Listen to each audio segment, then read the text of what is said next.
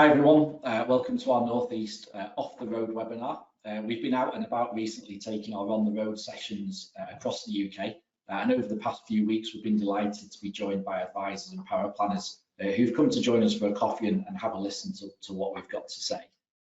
We understand that lots of people can't join us, and the need and demand for online content is getting bigger.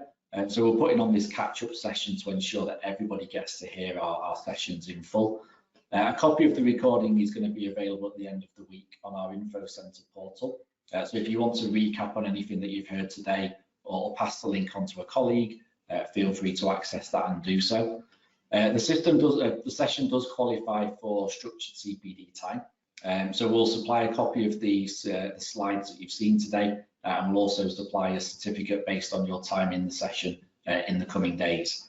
I'm going to be joined today by a number of speakers, including AJ Bell's Investment Director, Russ Mould, Senior Technical Consultant, Lisa Webster.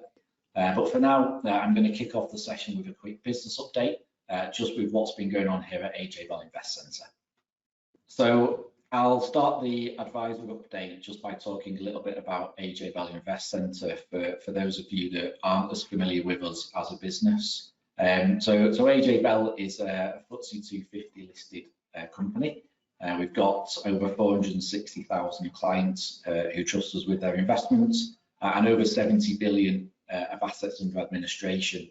And primarily based in Manchester, there's over 1,000 employees who work at AJ Bell now.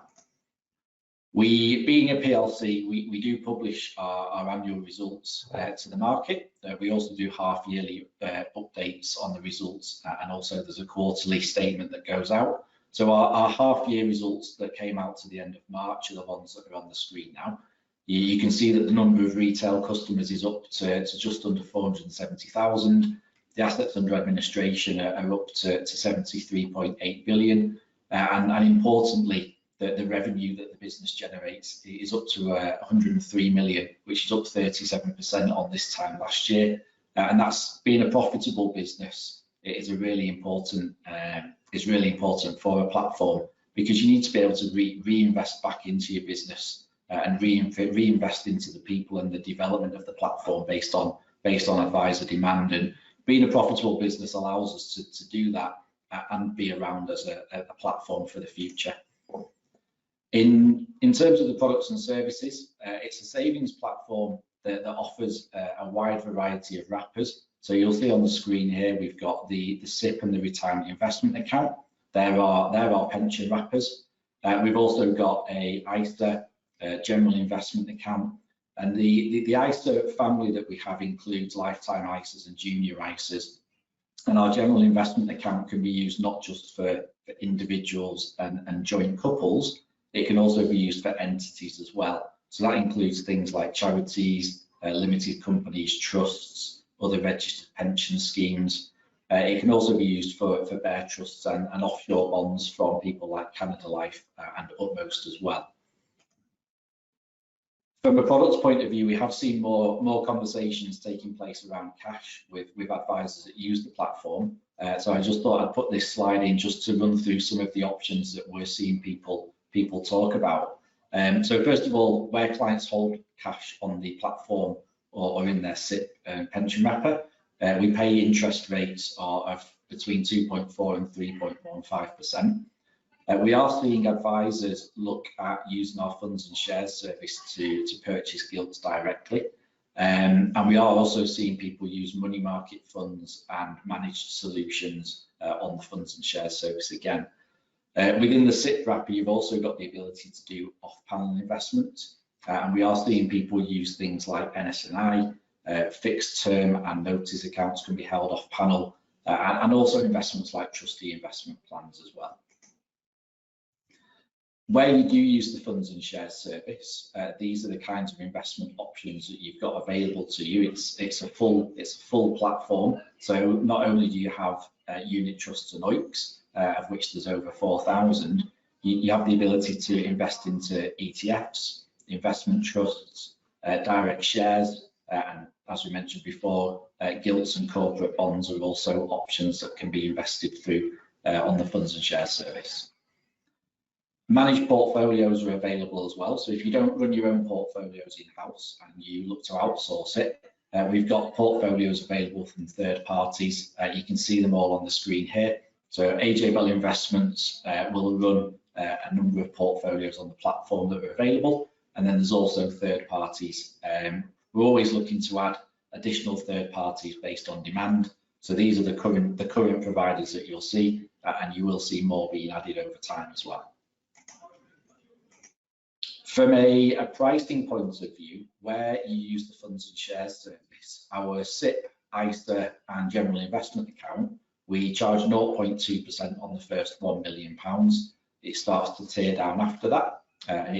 Once you get to £2 million, there's actually a cap on the custody charge. With the SIP, there's an annual drawdown fee of £150 plus VAT, so that's 180. And we waive our SIP administration charges or the quarterly administration charges where a client has more than £200,000 invested across their SIP, ISA and general investment account products. The retirement investment account is a pension wrapper that we launched in 2020, and that's designed as a very simple pension wrapper that provides access to the funds and shares service. So the charges on that are 0.25% on the first £500,000 and then 0.2% on anything above that. But there's no additional fees for setup, for transfers in, for SIP administration or things like annual drawdown. So that product works really, really well for your smaller pension clients, particularly those that are less than £200,000, because they're the ones that would otherwise have a SIP quarterly admin charge. From an investment point of view, the AJ Bell investment range, so I talked a little bit about it before, we run a range of funds and a range of managed portfolios. The managed portfolio service is available on the AJ Bell platform. It's also available on 5 other external platforms, which are Aberdeen, Aviva, Morningstar, Quilter and Transact. And the AJ Bell funds are available on all of those platforms, plus the additional ones that you can see at the bottom of the screen in front of you. In terms of the investment range, the managed portfolios and the fund range that we have, they provide solutions for cautious investors through to adventurous and global growth. We also have some income strategies as well. You can see from the screen that we map those solutions to all of the main risk profilers that are used by advisors. The managed portfolio service is available in an active, a passive and also a blended passive option. Irrespective of which way you choose to invest your client's money, if you are using the AJ Bell Investment Managed Portfolio Service, we only charge you 15 basis points, that's 0.15% for the management of those portfolios. From a support point of view, and this is something that we think is really important, especially based on some of the feedback that we hear from advisors and the market. When advisors and their support staff try and get in touch with us, we had a look at the contact points for, well, we actually looked for a whole year. So this is July 2022 to June 23. And there was just over 1 million contacts. Just over 400,000 phone calls, 600,000 emails, and 93% of our phone calls were measured as being answered within 6 rings, which equates to 20 seconds. And 96% of the emails that we've received had a response within 24 hours. And we know from talking to advisors that it's really important that when you need to speak to somebody, it's easy to pick up the phone and get an answer and speak to someone, or if you send an email in, it's important that you get a response in a timely manner.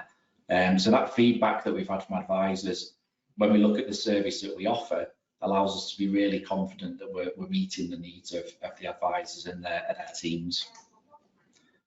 From a technical point of view, and you're going to hear from some of these people today, we've got a number of subject matter experts, whether that's on pension and technical issues, or whether it's because you want to know a bit more about what's going on in the markets and the wider economy. And you'll see these people published in articles. You'll hear them on the TV and the radio. Obviously, they also speak at events regularly, so you'll have seen a lot of these people in person. And we do try and make sure that we're supporting advisors with topical content. You'll find a lot of the content that we publish into the market available on our info centre on the AJ Bell Investcentre website. Also on the website, to support advisors, we've put the Consumer Duty Hub. So this went on in July, and this covers areas like AJ Bell's target market statement for the Investcentre platform. We've also put information on price and value assessments, and we've also done the work on customer understanding and vulnerable customer support. So you'll need this for your due diligence, and you'll need this for your records. You'll find it all in the Consumer Duty Hub on the website. And if you've got any questions on anything that's in there, feel free to get in touch with myself or the team, because we'll be happy to help and support you. The platform market is a moving piece at the moment. We're seeing a lot of news around certain platforms, and one thing that we are seeing is where advisors feel that a platform is no longer providing a safe house for their clients and their assets. We are seeing advisors asking us about moving clients to AJ Bell, whether that's in bulk or as a client-by-client transfer process. So we've made sure that we've got a platform support team in place, which means that when you're looking at moving clients to us, we can go through an asset approval process, make sure that the assets that you'd be looking to move to AJ Bell are acceptable, and we can also then look at the support that we can put in place around account setups, transfer instructions and completions, and also migration processes can be agreed with third parties if we're looking at a bulk transfer. But if you've got situations where you're looking at clients that you think, actually, I need to find a new home for these because the provider or platform that I'm using is struggling, or the customer service isn't at a level that I require, again, speak to myself or the team, because we'll be able to talk you through the support that we can offer and how we can help you look at AJ Bell as a home for those clients. From a support point of view for the North East, we've got 4 people that are dedicated support for the region. We've got our advisor support team in the background working with our client services guys as well. So there's myself and George. Jamie joined us last year, and Andy, who you'll hear from a little bit later on today.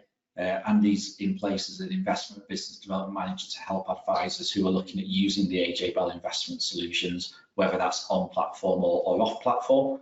And myself, George and Jamie, we're here to support you with your use of the platform and the AJ Bell wrappers. Okay, so that's all from me. Thank you for listening. Okay, so here to set the scene today on the investment markets, he's going to dust off his crystal ball and have a look at what we can expect in the coming months. We've got Russ Mould, who's the AJ Bell Investment Director.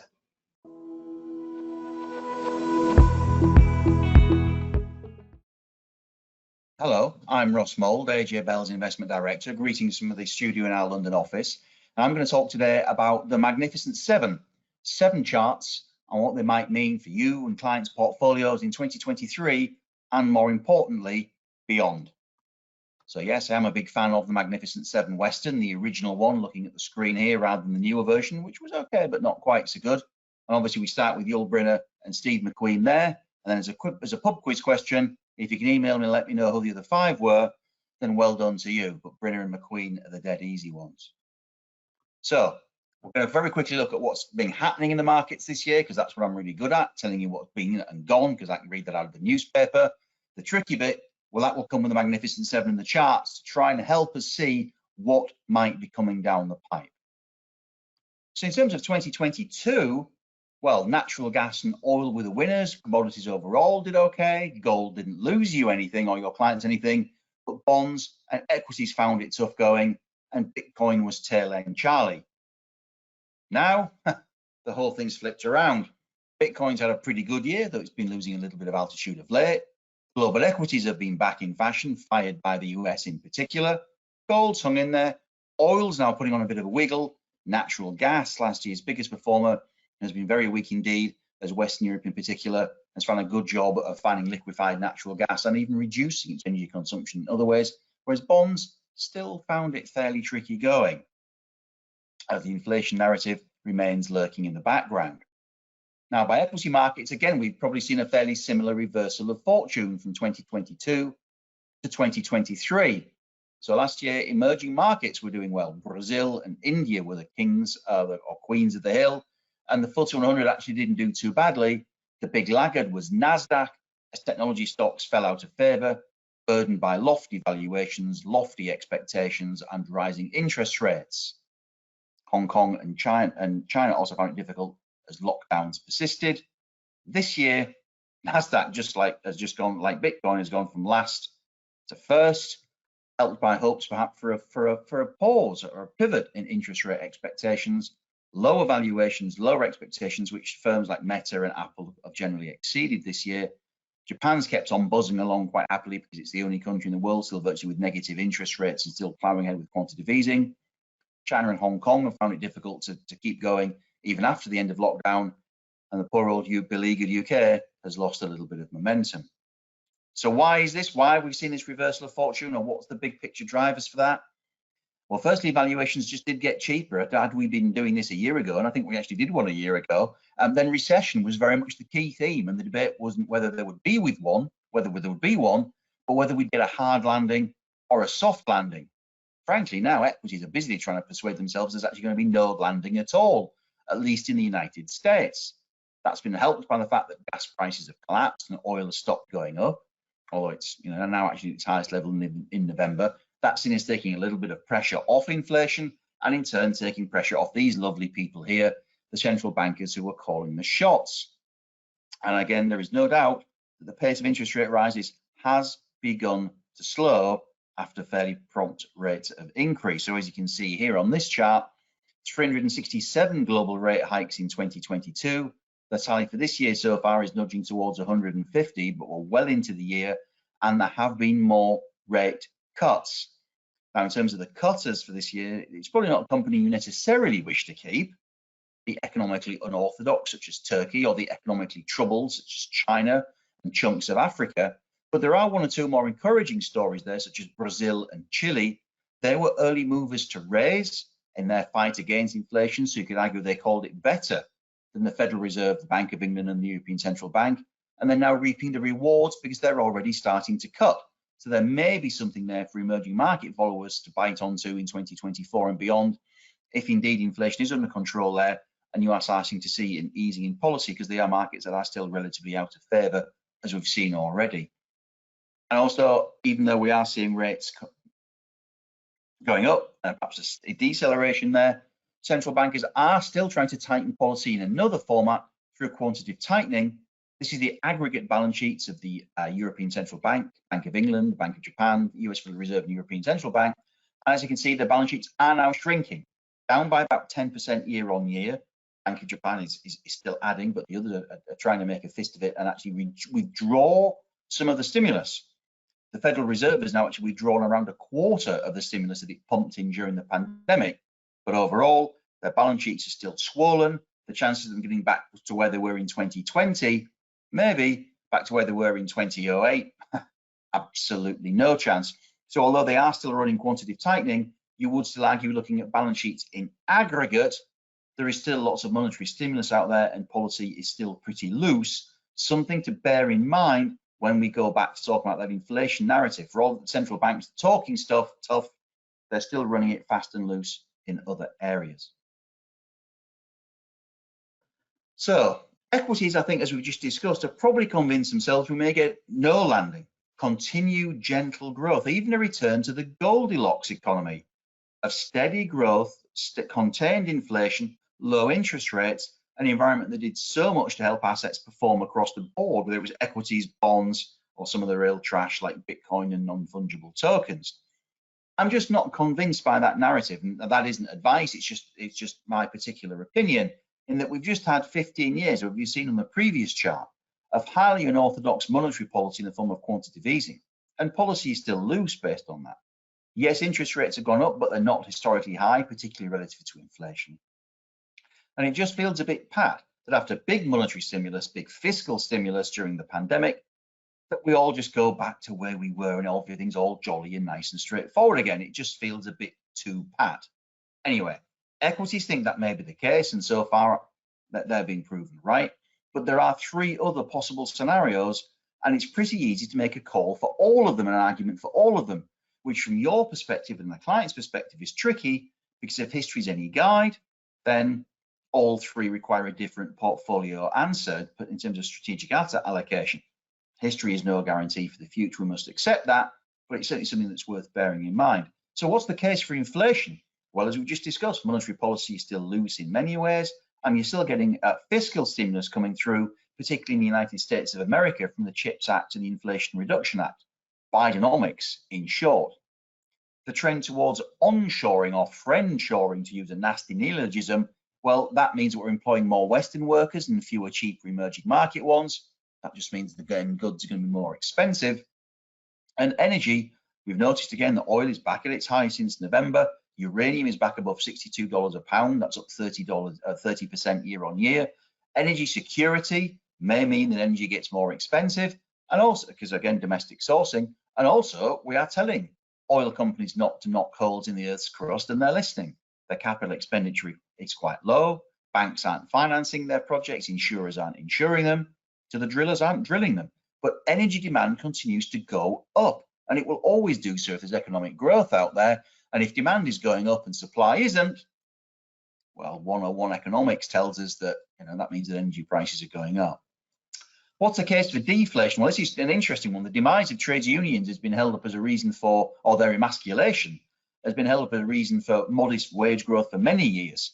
However, now that employment is low, we can see lots of cases of unions flexing muscles, not just in the UK, but also in the US, where the UAW is now joining the Hollywood writers on strike and demanding some pretty meaty pay rises.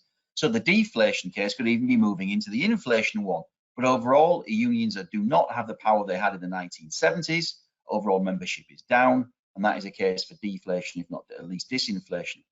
Demographics, potentially deflationary as people save more through greater longevity. And tech and productivity, well, they're designed to be price crushers.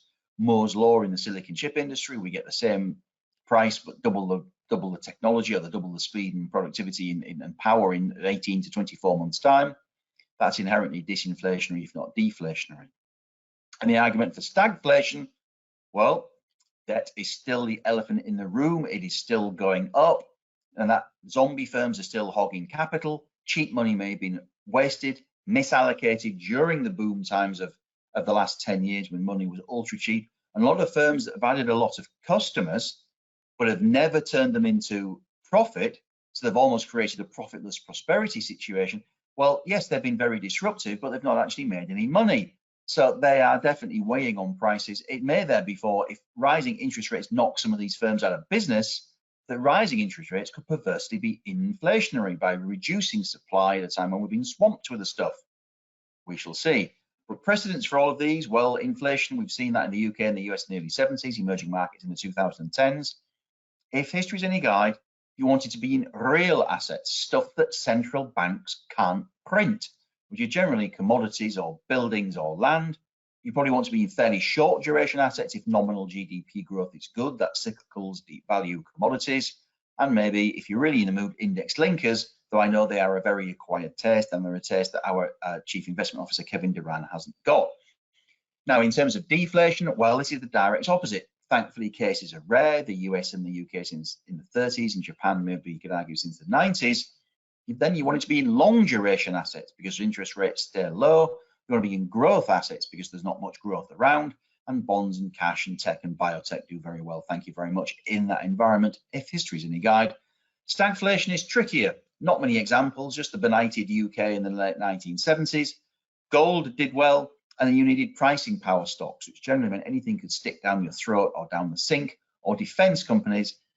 Although the 70s wasn't necessarily a time marked by war other than the Middle East, it was marked by a time of the Red Brigade, the Baader-Meinhof gang and other things, and there was a bit of a mini war on terror going on.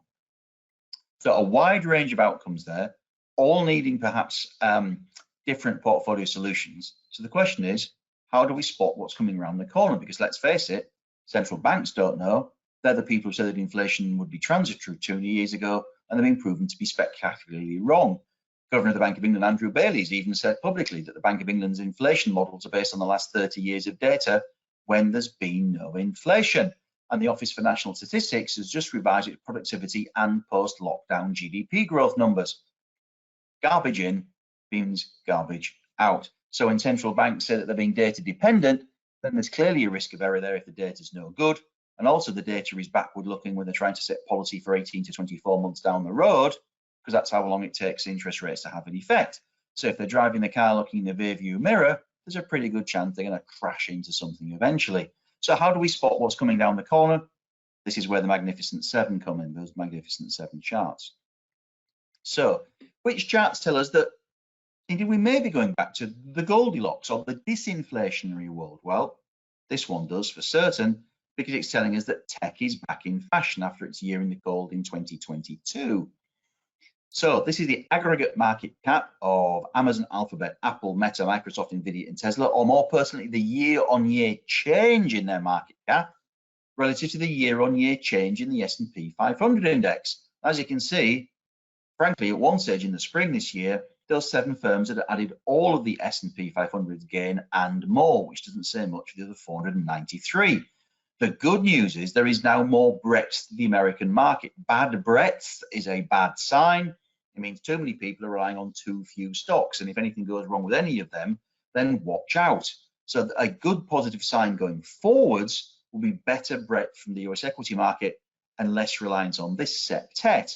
Though a return to low growth, low rates, low inflation would favour them because they were seen as secular long-term growth players almost regardless of the economic backdrop.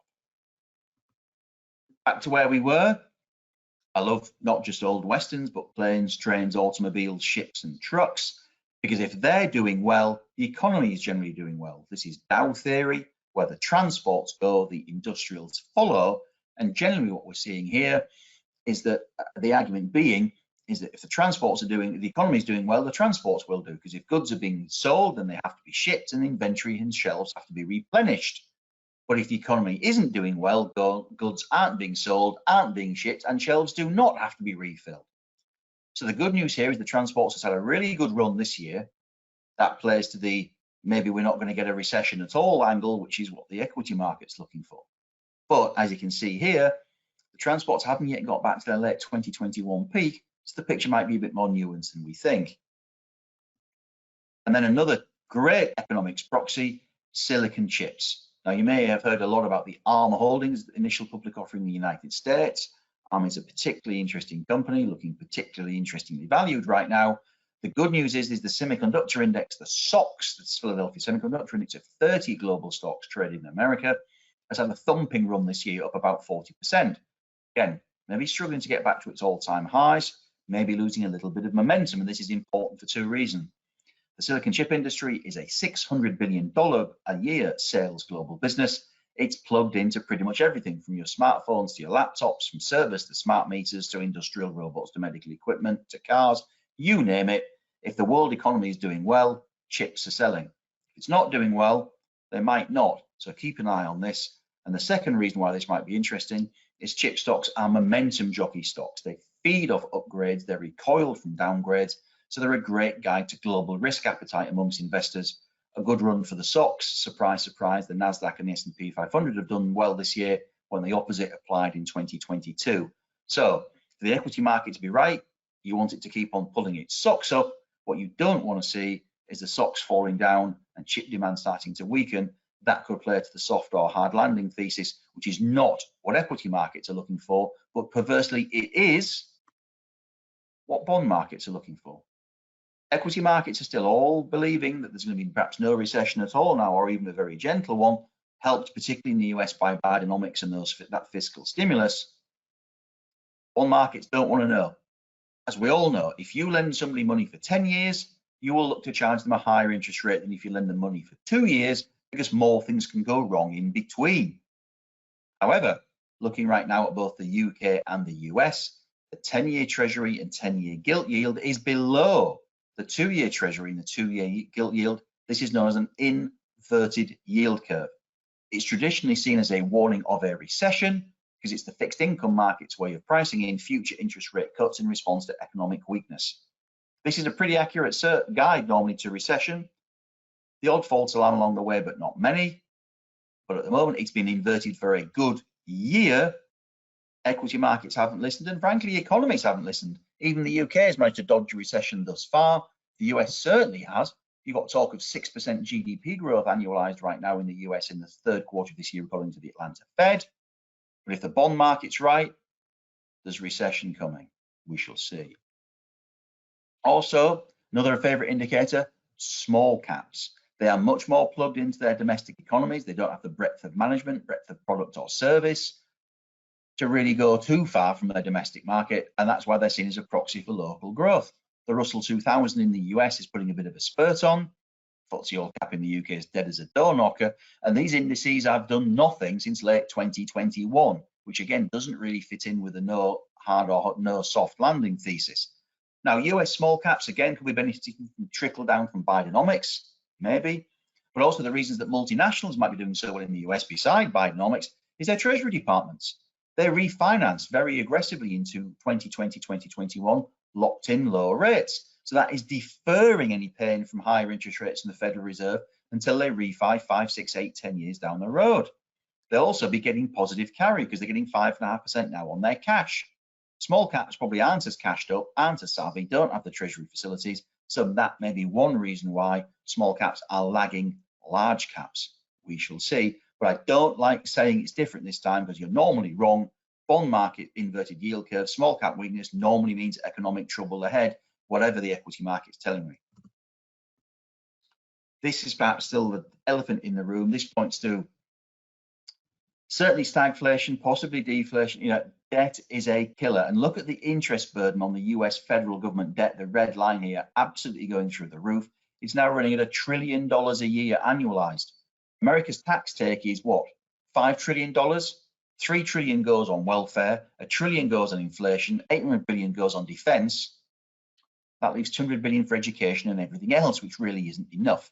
So America is going to be heavily overspending again. And intriguingly for coincidence watchers, the federal deficit this year will be about 6% of GDP, bang in line with that Atlanta Fed GDP growth forecast right now. So it does feel as if a lot of American growth is coming from Bidenomics and fiscal stimmy. I'm not saying that's going to wear off in 2024, given there's a presidential election coming, but I'm not convinced it's entirely sustainable either. And if you look at underlying US tax take, it's down year on year. The private sector isn't really enjoying itself right now. This is another inflationary or stagflationary warning, perhaps. Very tricky. If oil really gets a wiggle on, that could put the hammer down. We've seen headline inflation rates come down, but the core CPI numbers really haven't. And it's the core one that excludes oil, food, drink, and things that are obviously really important, but economists don't care about because they're volatile. But if oil gets sticky, then that could drive overall headline inflation up central banks in a terrible bind, because that previous chart really doesn't means that they don't want to push interest rates up for too long. The UK's average interest bill now is about 110 billion pounds a year. If it was a government department, only the NHS would be costing more. That doesn't feel very sustainable or very comfortable either. So central banks probably would quite like to get rates down. And I'm suspecting that in the case of the Fed, that its big gamble is with all of that corporate debt refinancing in 25, 26, their big gamble is they can get inflation down and rates down before that wall really starts to hit corporations hard. But oil going bubbly won't help that calculation at all. So where are we? Equities think we're going back to Goldilocks, low rates, low growth, low inflation, no soft landing, no hard landing, happy days. Bonds and small caps are not convinced. They're on recession alert. Commodities at the moment are looking at energy being stronger for longer, and that's a big complication, may even point to stagflation if the deflation eases or the inflation eases, is that right? But it's definitely a big complication. One final chart for you. This is the Bloomberg Commodity Index against the S&P 500 index. If the line is going down, equities are outperforming. If the line is going up, commodities are outperforming. We've just had 10 years of massive equity outperformance. So that's why, again, I'm just intuitively uncomfortable with thinking of, well, we're going to go back to what's worked, because the history shows that isn't necessarily true. In addition, capitalism rewards scarcity. There's not been a lot of commodity exploration capex for the last 5 or 10 years. None at all in the case of uranium after Fukushima in 2011. If there is decent nominal growth and there is further demand for raw materials, there's not a lot of supply growing. That's the kind of thing that capitalism rewards. Whereas in equities, we've had money thrown every which way but loose, courtesy of ultra cheap money. So if commodities start outperforming sustainably, and they had a go at it last year and then petered out, that might just tell us the mood music's changing. and that we're not going to have 10 years of low growth, low rate mush. We might be getting that bit of inflation, with commodities a key part of that. So let's keep an eye on this chart above all of the others.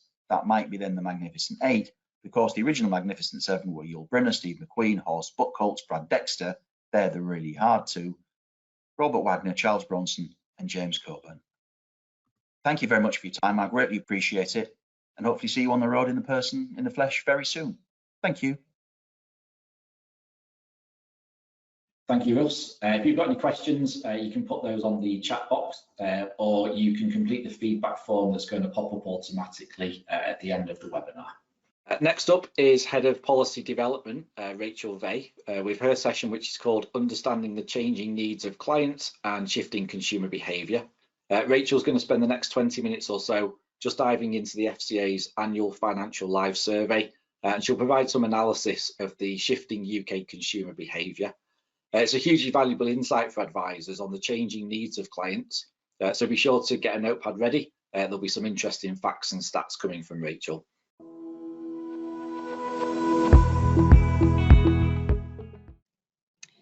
Hello, my name is Rachel Vey and I'm Head of Policy Development here at AJ Bell.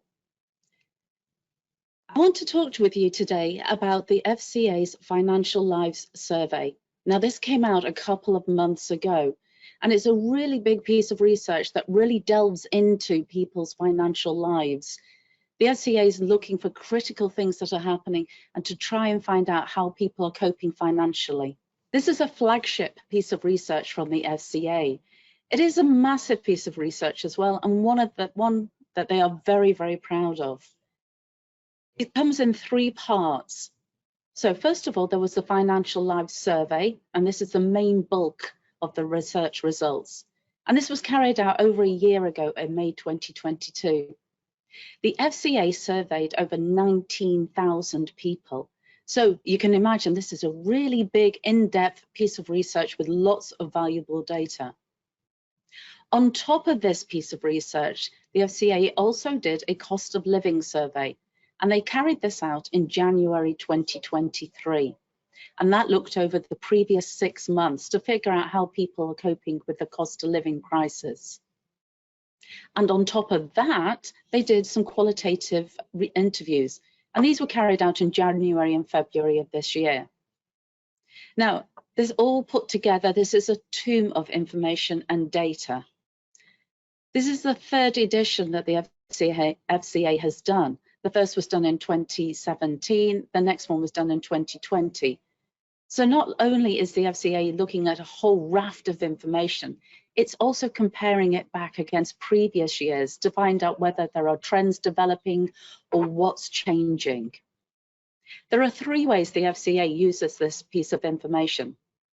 The first is to find out areas of concern or where they think that serious consumer harm is happening.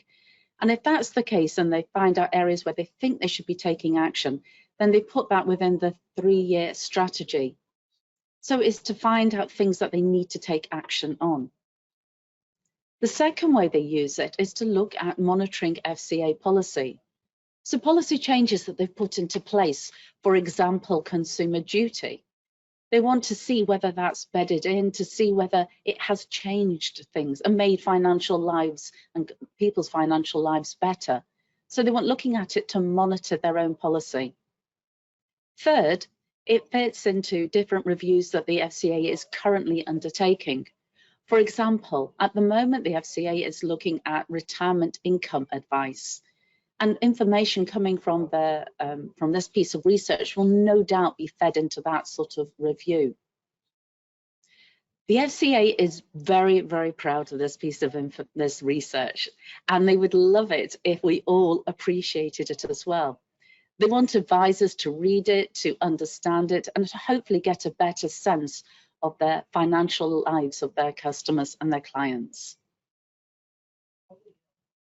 This is a snippet taken from the foreword to the paper. I'm not going to read this verbatim for you, but it goes to show how much the FCA relies on this piece of research and how they are keen that we all read it and to understand the research.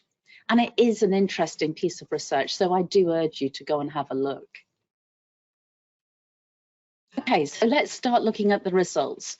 I'm going to start by looking at the cost of living additional research, which was carried out in January and February this year. Now, the cost of living crisis is hitting hard for many people in the UK, and there's lots of people who are financially struggling.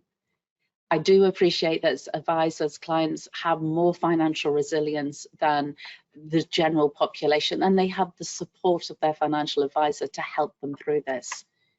But the cost of living crisis is a wide thing. It's a change of society's mindset. We are all very much aware that some people are struggling very, very hard, and it does change the decisions that we all make. There are so many pieces of statistics and data I could have picked out of this research to show you. So I've only just limited it to just a few. 77% of people said they were finding it difficult to keep up with bills and credit commitments, that times was tough. And 11% said, actually, it's worse than that, I'm in financial difficulty. And that's up from 8% when the FCA last asked that question. So I think that's really indicative of how many people are struggling in the UK. Another statistic is that 71% said they had no disposable income. So they had no money left over at the end of the month to save or invest or to put aside for the inevitable rainy day. And I found it quite stark that half the people they surveyed said they had stopped, or they had reduced their savings, or they had dipped into their savings or investments.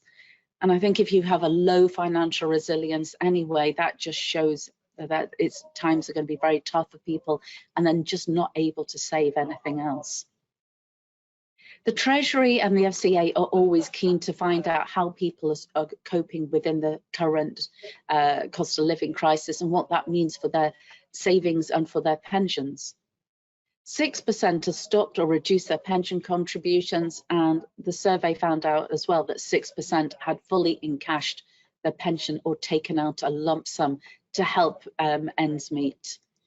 Now, if you really want a good indication of what's happening with savings and with pensions, then looking at the automatic enrolment opt-out rate is probably a really good place to start. In August last year, in 2022, this was 10.4%. Now, this was a really big increase up from the previous data, which was January 2020, which was 7.6. So 7.6 up to 10.4 is quite a big step. I think it would be really interesting to know what the current opt-out rate is and whether this is creeping up more and more.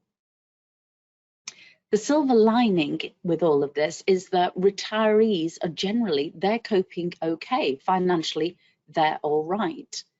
And that's because a lot of them are receiving or in receipt of a fixed income or an income that is linked to inflation. For example, many retirees are still receiving a defined benefit pension. And so that is going to be linked, or maybe linked to inflation or a steady increase.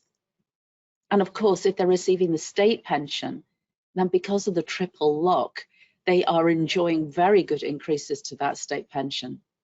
Now, that was 10.2% increase last April, and we just got news that the increase next April is likely to be 8.5%. So 10.2% one year, 8.5% another year, which is very, very sizable increases. Now, whether that means that we need to have a review of exactly how the triple lock operates and whether it is appropriate, I think that is probably due now. And I think both political parties are maybe going to signal that they're ready to have that discussion. So let's move away from cost of living crisis and look at the main body of the research. The FCA was keen to look at consumer duty. And what it's doing here is it's setting a benchmark. It will carry out another financial life survey next year in May 2024 to publish the year after. So what they're looking here is to compare results against last year's and next year's and to figure out where things are changing. Now, they're looking across all financial services firms. So it's not just platform companies or pension companies or savings. It is across the whole range of financial services firms and customers. They looked at customer support. Only half the people said that they had actually claimed some customer support and got in contact with some customer support. But where they did, 84% said, yeah, it helped. It was good. It worked for me. The FCA also looked at whether the products were meeting the customer needs. A lot of this is going to be focused on value for money and whether charges are too high or whether it did what it said on the tin. But it's also to do with shopping around. The FCA is always keen to understand whether people are shopping around for their financial products. Now, I thought it was quite interesting that within the research, the FCA looked at whether people were shopping around for how easy it was to shop around. And in one bit, they compared pet insurance. Shopping around for pet insurance came out as 90% of people found it easy to do that. But they also said that only 68% of people found it easy to shop around for income drawdown. Now, I find that quite a juxtaposition to put forward.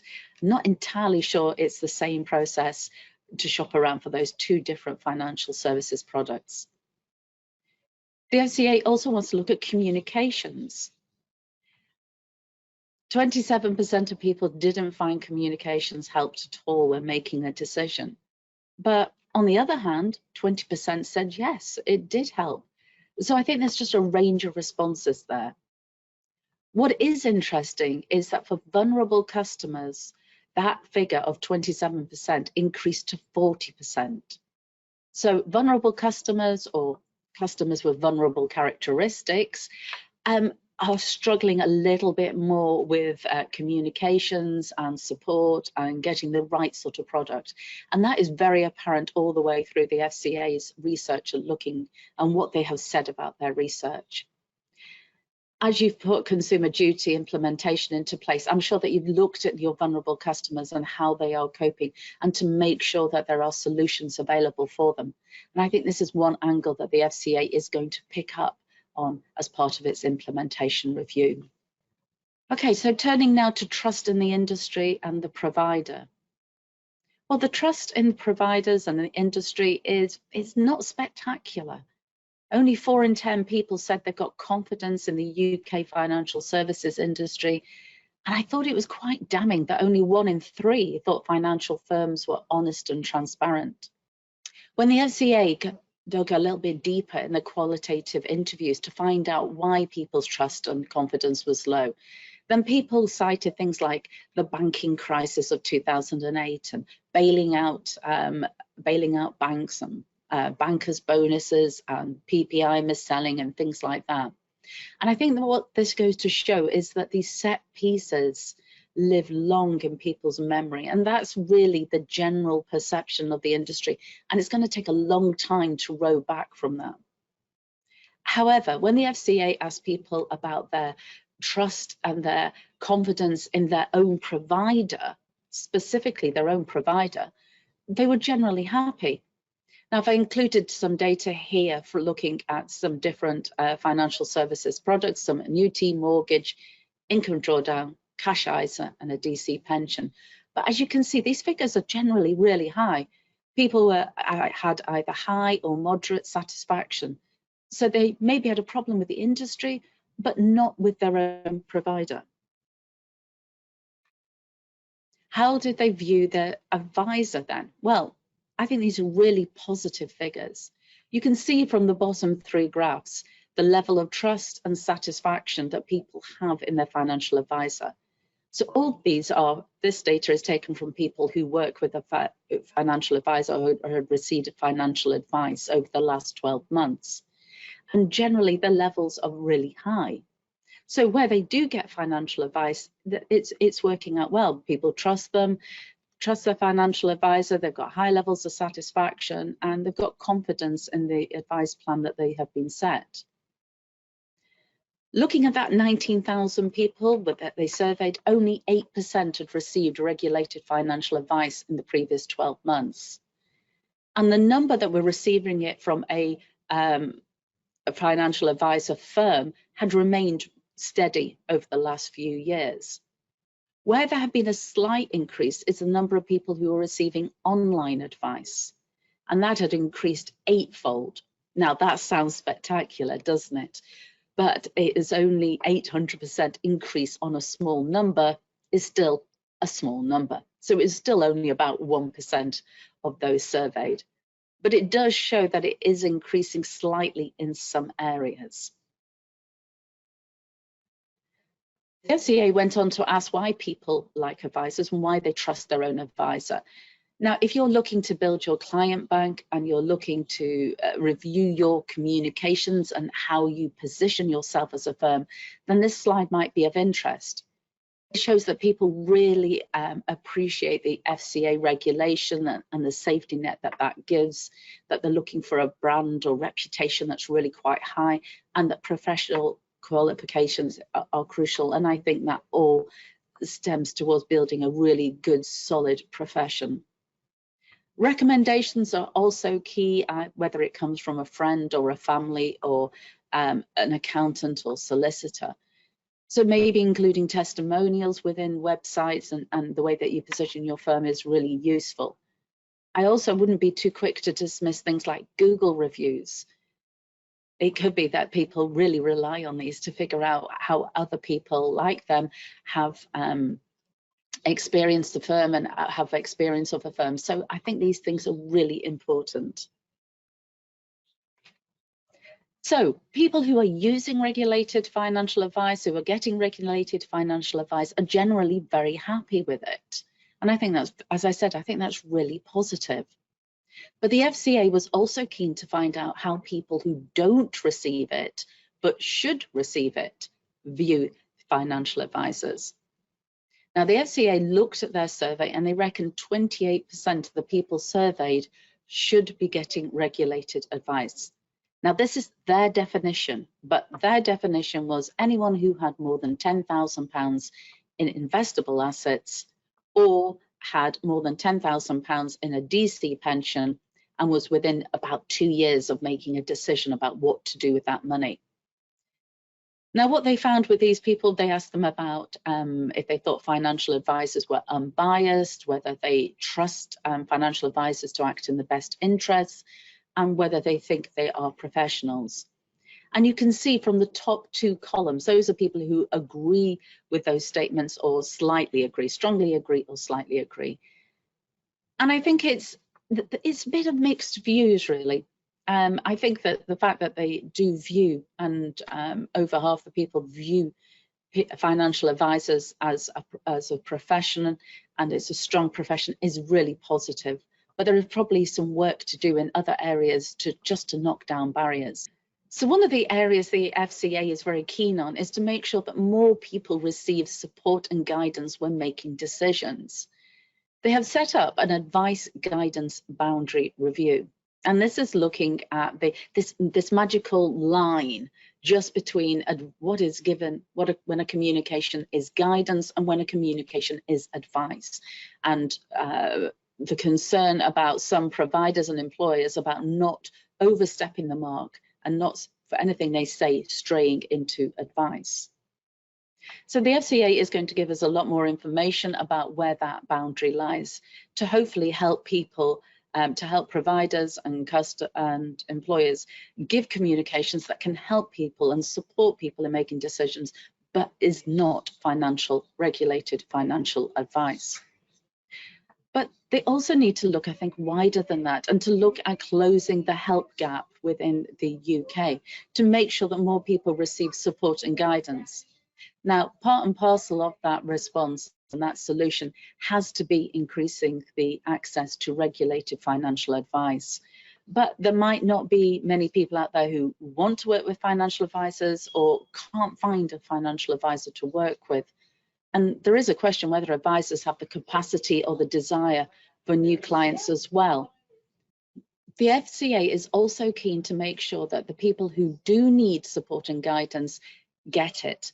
So one of the areas they're looking at is how do they support and how does the industry support people making decisions.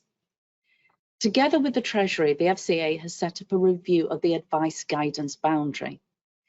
Now, they're looking partly at the line between what a communication is, whether it is advice or whether it is guidance, to make sure it's very clear which side of the boundary and which side of the line it would fall into.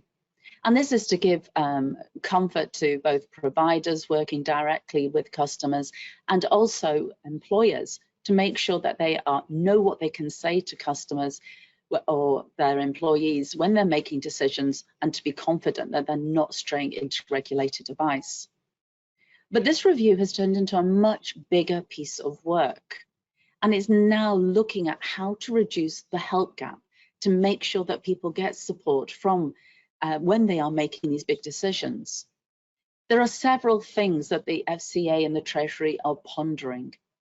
Now, one of these is simplified advice.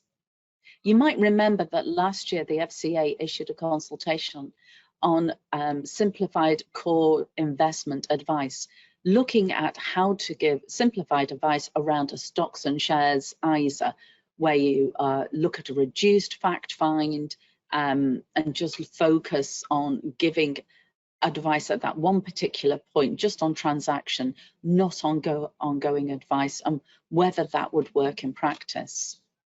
We did some research with advisors and asked if these FCA proposals would fit into their business model, or it's something that they would like to expand to include within their business model.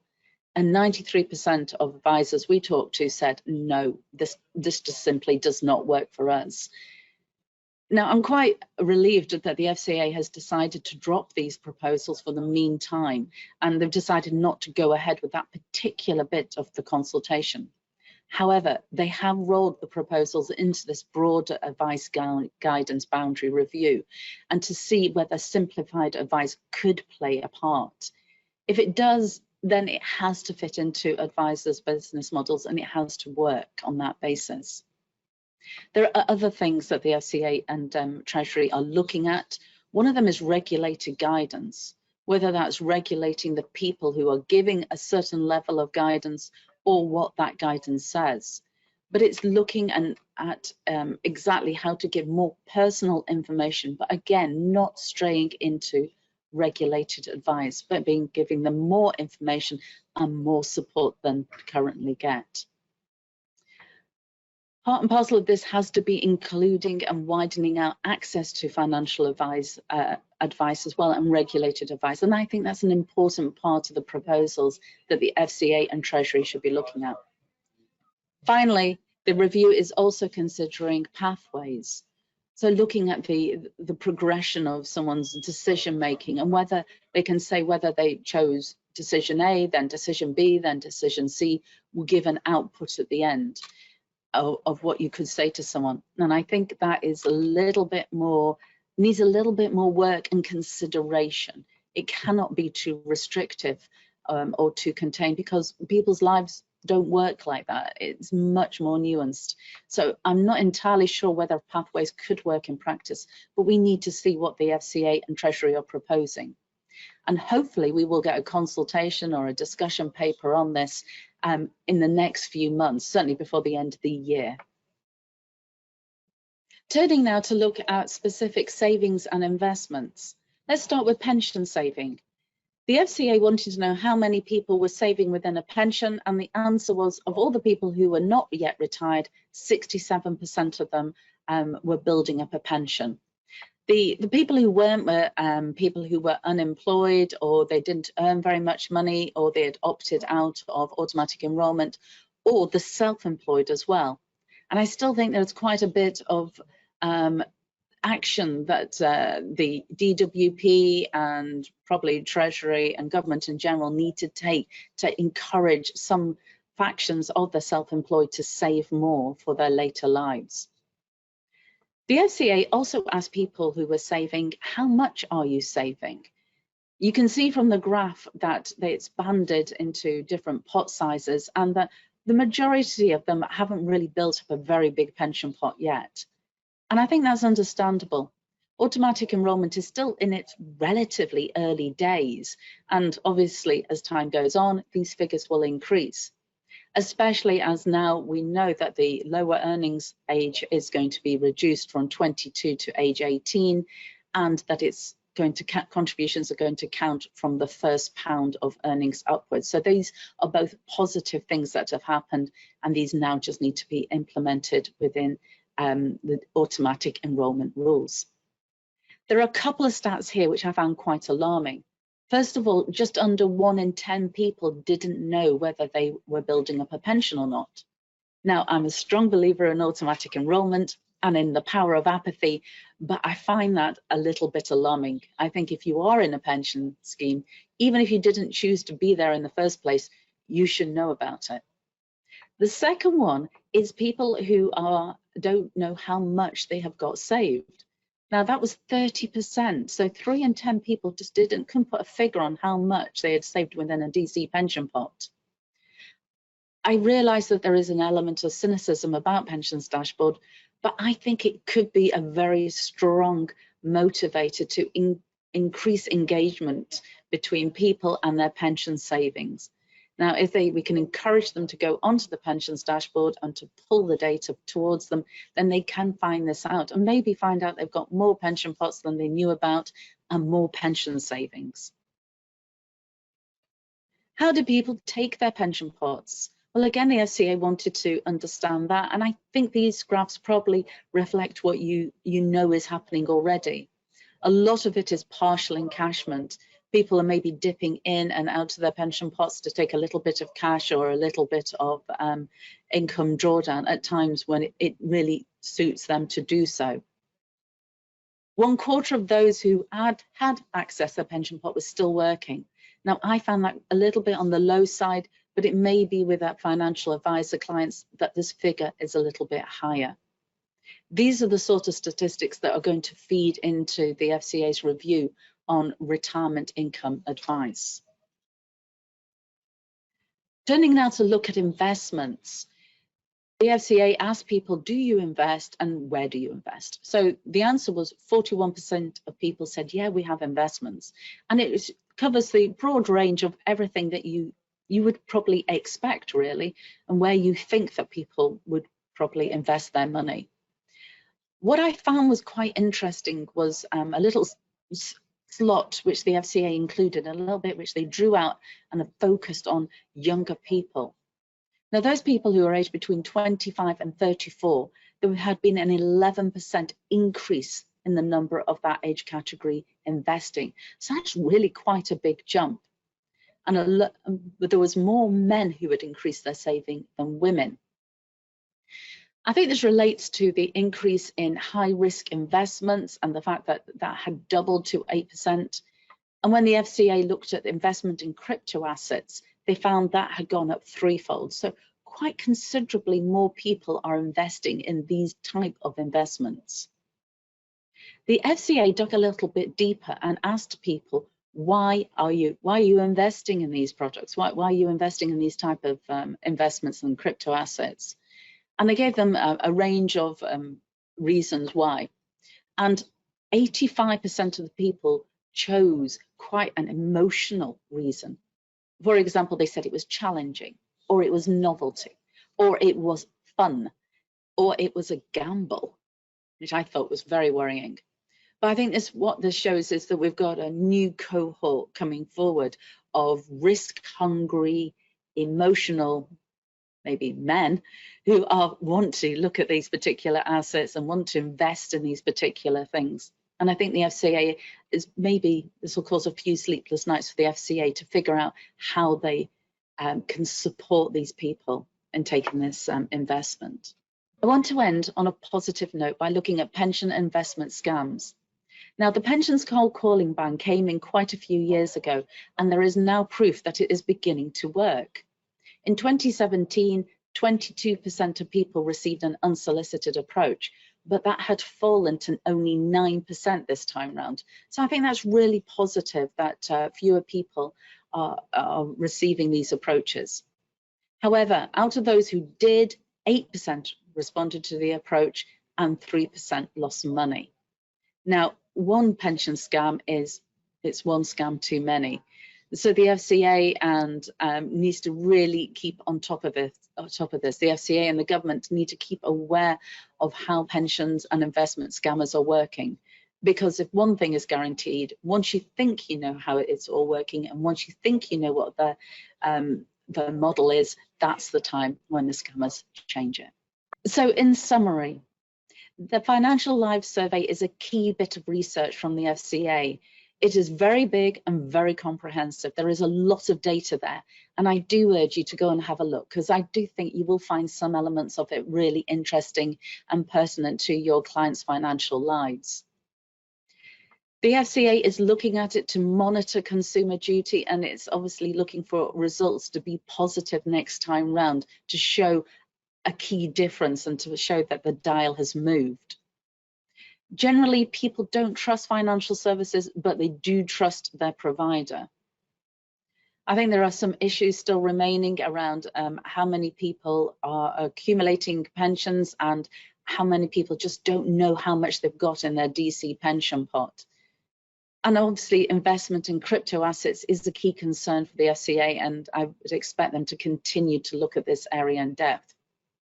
If there is one positive message I would like to end this with, is that the people who do receive regulated financial advice do see its worth and do have trust and confidence and satisfaction in their financial advisors and their financial advice plan.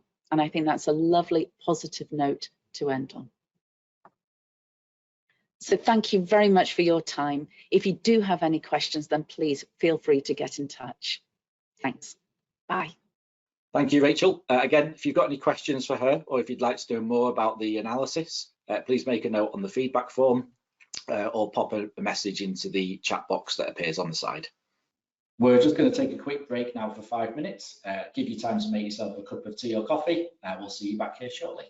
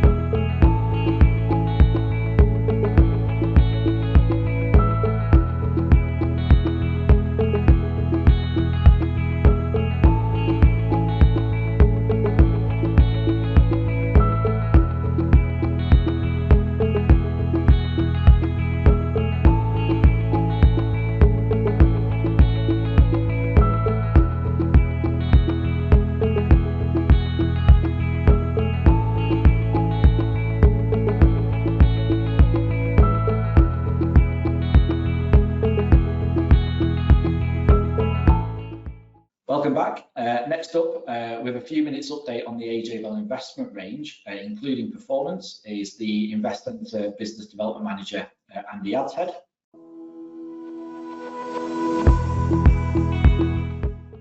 Hi, my name's Andy Adshead.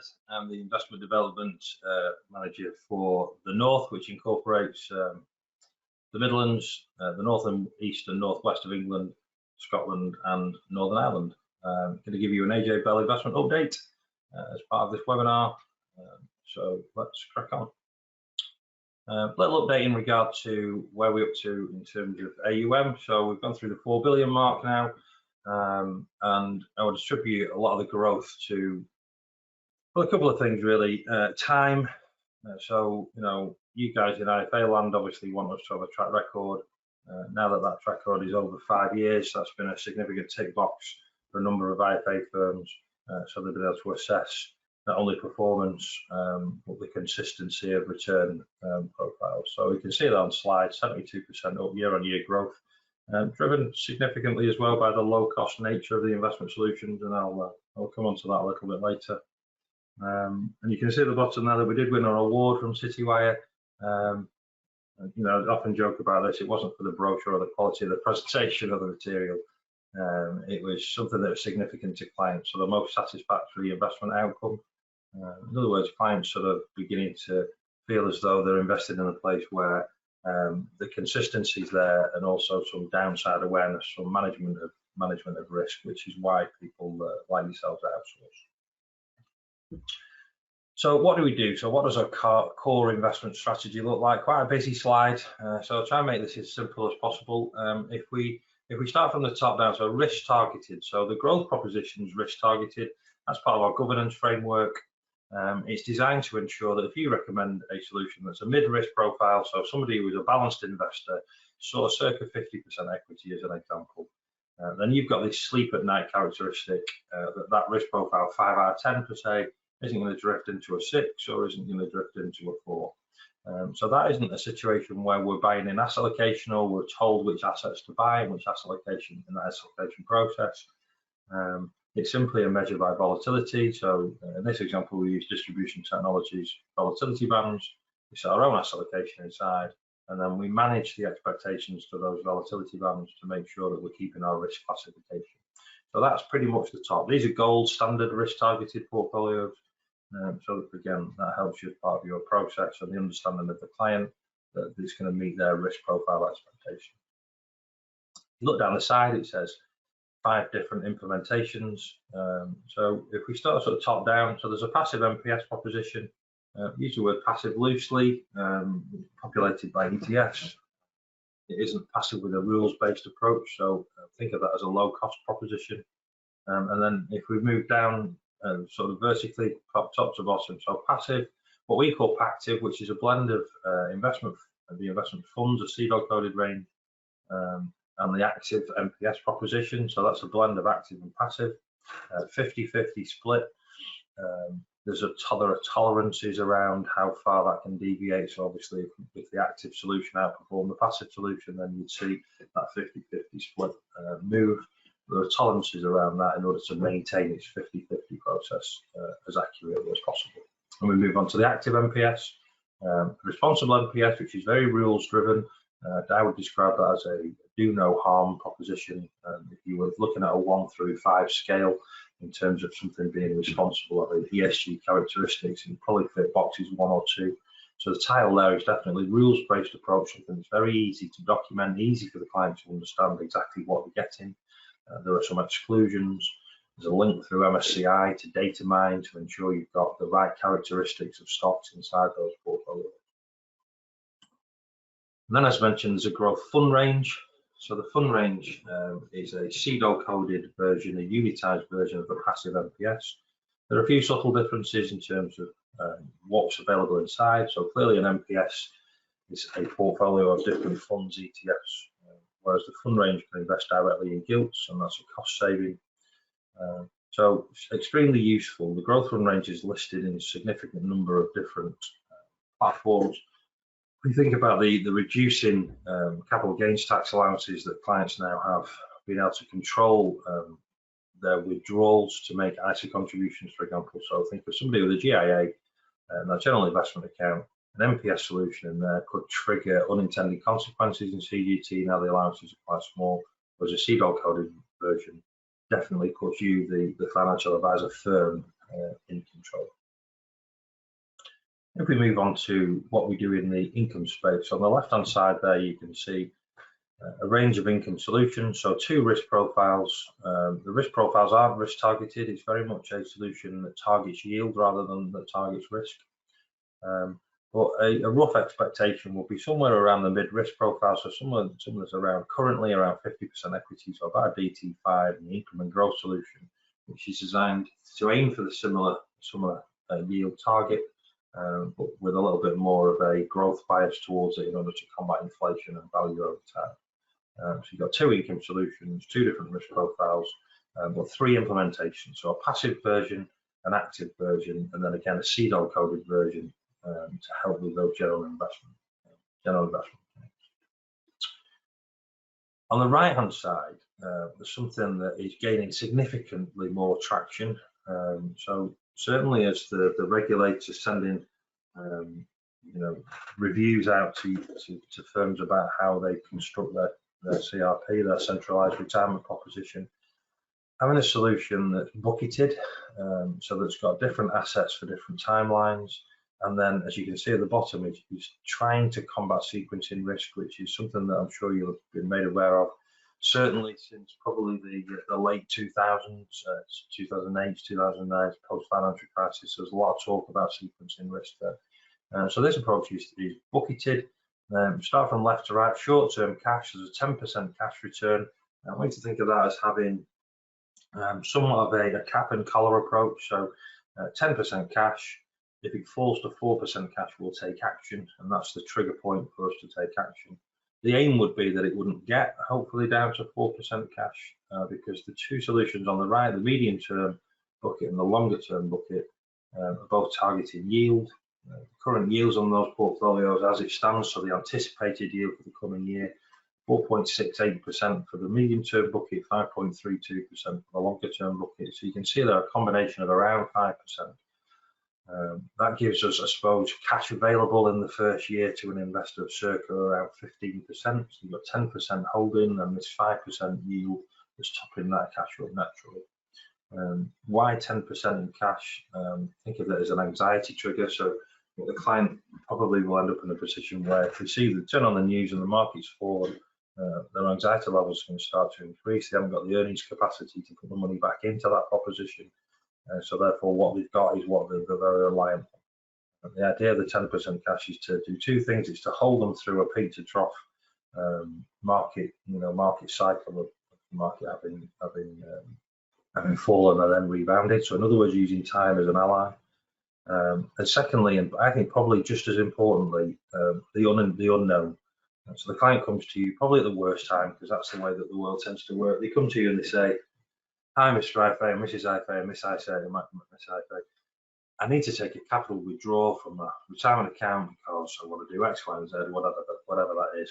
And Sod's Law, I guess, suggests that timing of that will be when the market's depressed.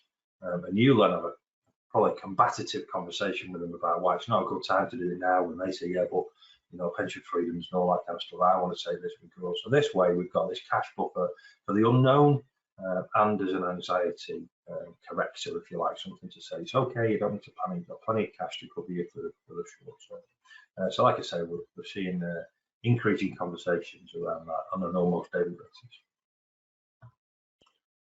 So commitment and cost. I think we have a healthy obsession with cost within the AJ Bell investment team. So if we start from the top in terms of the fund solution, so MPS 1 to MPS 6, so 6 growth portfolios that we spoke about earlier. You'll see underneath MPS 1 it then says cautious, moderately cautious and balanced. That's the VT, so value track CDOL coded names are VT cautious, VT moderately cautious and balanced. Fund charge is capped at 31 basis points, so quite a nice story there in terms of value to the end retail client, the end consumer. The solution started life at 50 basis points. They're now 31 and capped at 31. And that is a commitment on cost. So as we've been able to grow those funds, and the cost of hosting them as a CEDO coded entity proportionately is reduced, and we've been able to access different share classes, and the price, the underlying costs of those portfolios has fallen. And as it's fallen, that cost saving has been passed on to the end client. So quite a good story. Started life at 50 basis points and now 31, and hopefully there'll be another station along that journey where, you know, the fun train, so to speak, will stop, and therefore we'll be able to reduce those costs down over time. We then move down to the passive MPS. Passive MPS comes in at 28 basis points. So I suppose you could say that the difference between the passive MPS and the fund range, why the slight reduction, that's down to the VT hosting. So the fact that these aren't CEDO coded. Then we're into the active portfolio. So active MPS graduated based on the underlying assets inside. So if you're starting with something that would be in the DT3 box or de facto 3 box, you're looking at 58 basis points all the way through to around 90. Worth mentioning that at this point, our fixed costs, so our costs are fixed at 15 basis points. So you pay us 15 basis points for strategic asset allocation, tactical asset allocation, fund research, etc. And these costs are included in that 15 basis points. So often people say, oh, so the 15 basis points is on top of the passive MPS. No, it's included. So look at passive MPS as an example. MPS 1 course is 28 basis points. 15 of that is for our management and 13 of the underlying. So that's the total price. Then we go to active, so 51 through 68, and then the responsible range. So again, the responsible range being utilising MSCI's data, and then giving you this do no harm approach. So again, a low cost proposition. Great news, I guess, in terms of the availability on platform of the MPS and fund solution. So the funds are largely available on a significant number of platforms now. I don't think there are many that we haven't managed to get the funds listed on. But the MPS solutions across obviously Investcentre, Aviva Quota, Aberdeen, Hubwise, Transact, and Morningstar, and a growing engagement with different platforms to try and get the solution listed. You'll notice the retirement portfolio is only listed within Investcentre. That's because the smart rebalance approach. So, said before, with this 4 to 10% cash buffer, if the cash holdings get to 4%, then we look to top the cash up, and we do that through what we refer to as a smart rebalance. So that's taking capital from the medium or long-term bucket, whichever has the highest capital value, thus helping to reduce sequencing risk as well. In other words, we're trying to top the cash up from the solution that's performed the best. So taking account of decisions that were made at the start of 2023 for the strategic asset allocation review, this was largely driven by interest rate change and bond yield change. So you can see there that the equity content in portfolios was reduced. Largely that was a swap between equities and high yield bonds. The long-term return on equity and the long-term return on the yield on high yield bonds had sort of narrowed. At the start of the year, high yield bonds were around the 8.9, 9.1% mark. Long run expectations on equities probably around 7.5 historically. So you've seen quite a common sense swap to remove some equity in favour of bonds. Cash up, so the cash holdings have rose significantly. Probably worth noting that we view cash as a zero duration bond, so kind of about a barbell approach to managing duration. So if we just go through these sort of piece by piece, the efficient frontier flattened largely because yields rose in the lower risk portfolios, cash holdings rose. The deal that we get with BlackRock Sterling liquidity is over 4% now on cash. So you can see that those lower risk portfolios have got a higher return profile. And again, equity weights reduced, particularly US. A lot of that's conversations around their levels of debt. Our duration moves slightly higher, but again, it's still low, still quite low risk in terms of interest rate sensitivity and the unknown inflation. Although, as I speak, yesterday inflation was reported having fallen. I'm still not quite sure where that direction of travel is going to go. Alternatives, so UK property was added to replace infrastructure. I suppose the metric there is at the start of the year, the P ratio on property was sub 4 and infrastructure was over 18. So in terms of managing risk, it was seen that everybody was buying infrastructure, largely because they wanted inflation protection. The inflation protection nature of infrastructure and those contracts are because the long term. We looked at that and thought, well, we've done quite well, Abby, thanks very much. It was one of the best performing asset classes in 2022, amongst obviously quite a torrid year for investors. So we looked to swap those out largely based on valuation and outlook.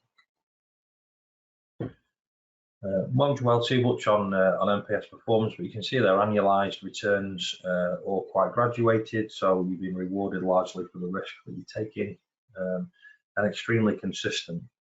So we pride ourselves on that performance being consistent and easier for you to use this as a proposition that fits into cash flow modelling tools and is looking at client outcomes and hence reference to the award. So we won't dwell on these too much, but passive performance, as you can see on screen, managing downside risk over the last year quite nicely. Same in the active proposition, again, managing downside risk, and particularly for those low risk investors in the last year very well. Annualized returns looking quite healthy and again quite graduated in terms of risk taken. The MPS performance for Pactive, obviously a blend of the two, and then the fund range. So fund range probably has been one of our biggest growth engines in terms of assets that we manage over the last 2 years. And you'll see articles in the press, so we've got favourable mentions in from independent press resources around performance.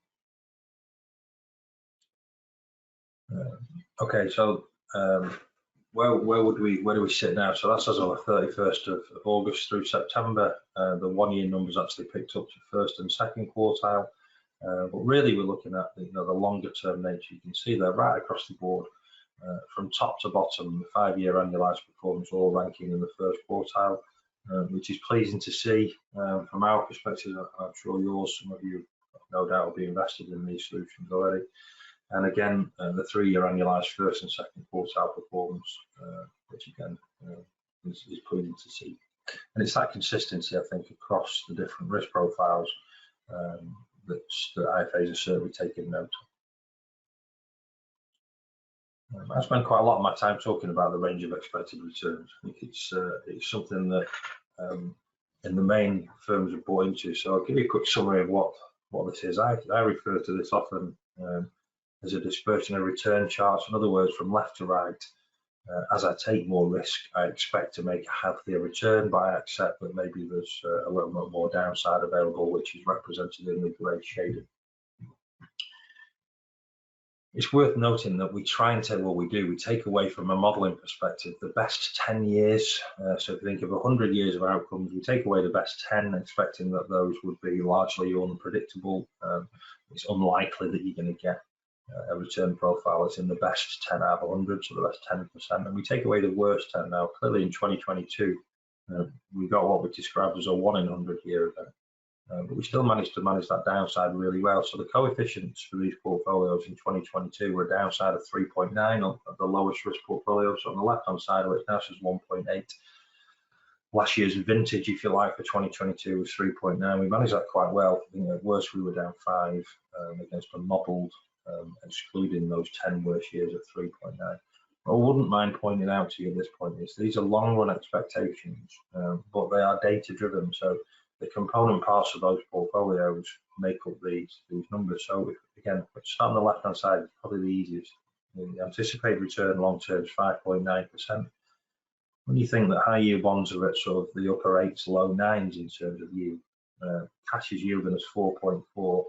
These return profiles become a little bit more tangible and easy to understand if you start to factor in what the yields are on the assets that are building these portfolios. And again, people looking at saying, well, I could be investing in cash, and maybe cash is going to pay me somewhere between the upper 4s or the low 5s, depending on the time that I commit my money for, or national savings recently coming out at 6.25%. Clearly, they carry some reinvestment risk. So when that fixed rate deal was finished and the interest rates have then gone back down, which I think everybody expects them to do over the course of the next year or two, what will be the risk that that investor then takes to move away from cash? It'll be what cash is available. If that doesn't look appealing, then the risk that goes, I guess, is that reinvestment risk. Where do they go next? Whereas these return profiles of people investing now in 2023 and what their long-term expectations are. So your average balance investor, you know, is going to be looking to enjoy a 7.5% average return over time, provided they stay invested long term. There's a very strong message available using this slide. It's available within the documentation that we produce in the advisor FAQ, so it's readily available online on the investment website. So the portfolio outlook, I think it's fair to say that over the months ahead, it still look quite challenging and uncertain. There's going to be some short-term buffering along the way, but you know, just like the message that you have to end consumers, the idea is that you invest for the longer term and you try and get the client to focus on the longer term. Our message is perfectly aligned with that. Let's not get too hung up with being buffeted with short-term market movements. Let's think about that long-term approach. At the bottom it says with no explicit tactical positions. So looking for asymmetric opportunity or risk within the market. Currently there are no obvious asymmetric risks, so there's no obvious direction of travel for interest rates yet. And there are no significant positions. So we spoke a little bit about trying to take long-term opportunity out by investing in property and avoiding infrastructure. Same with high yield bonds. You could argue that they're tactical positions, but there's nothing that's sort of glaringly obvious. The energy position that we had a few years ago that did well and doubled in value that we sold in January, there's nothing that sticks out currently like that. But you know, rest assured, we're on the lookout for those when they arrive. So I guess in summary, some strong AUM growth focused on cost reduction, so low cost and the scale available. A continued focus on reducing that cost where possible. And certainly from a performance perspective, the performance has been good. It's managed downside very, very well. It's within the expected limits and it's been consistent. So it's that consistency of performance and that managing downside risk that really helps us grow the AUM over the last couple of years. And again, competitive in terms of charges and performance within the peer group. Okay, that's all from me. Please do take time to fill in your feedback form, and if there's things that you'd like for us to cover up in the future, then please, we'd love to hear that and try and provide for you in these sessions the topics that you're looking for. Thanks very much. Thank you, Andy. If you'd like to hear more about the range of investments and the managed portfolio solutions that we offer, please make a note on the feedback form and we'll get back to you to have that conversation. Our final speaker is a firm favourite from the On the Road tour. The session was rated very well when we did the in-person events, and Lisa will be addressing the life after the lifetime allowance. She's going to have a look at how pension lump sums and death benefits will work in the new pension world from 2024. She'll also have a look at clients with protection and discuss planning points under the new regime.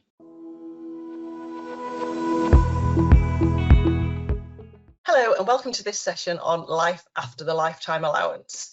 So we had a bit of a bombshell, I think it's fair to say, back in March with the budget announcement. I don't know about you, but it certainly came as a bit of a surprise to me, and I think most of the pension industry. The fact that the lifetime allowance was going to be abolished completely.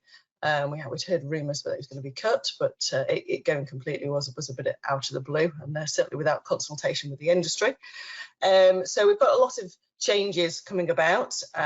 We've had lots of questions on it. I'm sure you've had lots of questions about it too.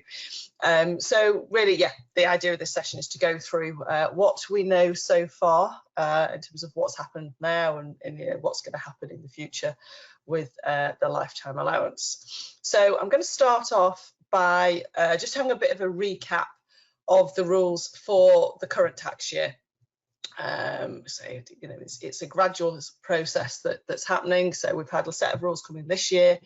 We then will have another set of rules that come in from April 2024 and beyond that. So we'll look at what we know, some of the information that we have already about that, what that's going to look like.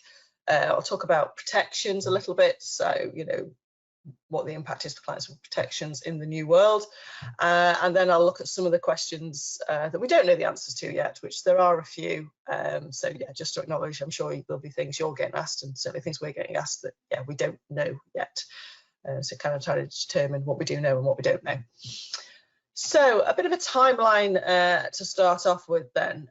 So it all started in March with the budget announcement. Obviously, there was lots of headlines about it, but the lifetime allowance is being abolished, swiftly followed by Labour standing up and saying if they get into power, they'll reintroduce it, which obviously makes life more interesting as well.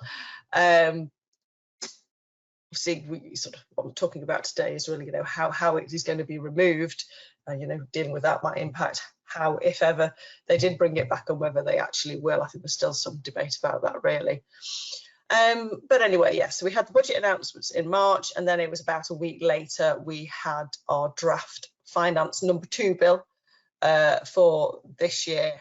So this is where it set out the rules, which then came into play from 6th of April this year. So finance bill came into effect from the 6th of April this year, although it didn't actually get royal assent until the 11th of July. So, we had a bit of a temporary period where we were working off draft legislation for a few months, and it could have been subject to change. And there were a few sort of minor tweaks around the edges, but nothing major. But, it is fixed now for the position for this tax year. So I'll go through what it is, what the situation is for your clients who are crystallising, taking benefits this year. We then, on the 18th of July, we had our first look of what really life after the lifetime allowance looks like, will look like from April next year. So this is some clauses that were released, which will go into the next finance bill 2024. It's not all of the finance bill, it's only the bits relating to the removal of the lifetime allowance, and it is not all of them, it is just a bit of it. So that is open for consultation. Maybe by the time you're watching this, it might have closed, but it closed on the 12th of September, this consultation on the draft clauses. So that's, as I'm recording this now, is what I'm looking at. We're in this consultation period. So the rules that I will go through about what we know on these draft clauses are still subject to change.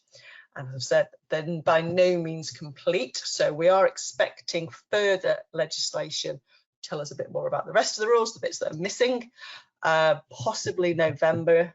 We think it might come out around then. It's not set in stone. And then, there'll be a consultation on that. And then we should get a finance bill usually around March time, which should be the complete finance bill,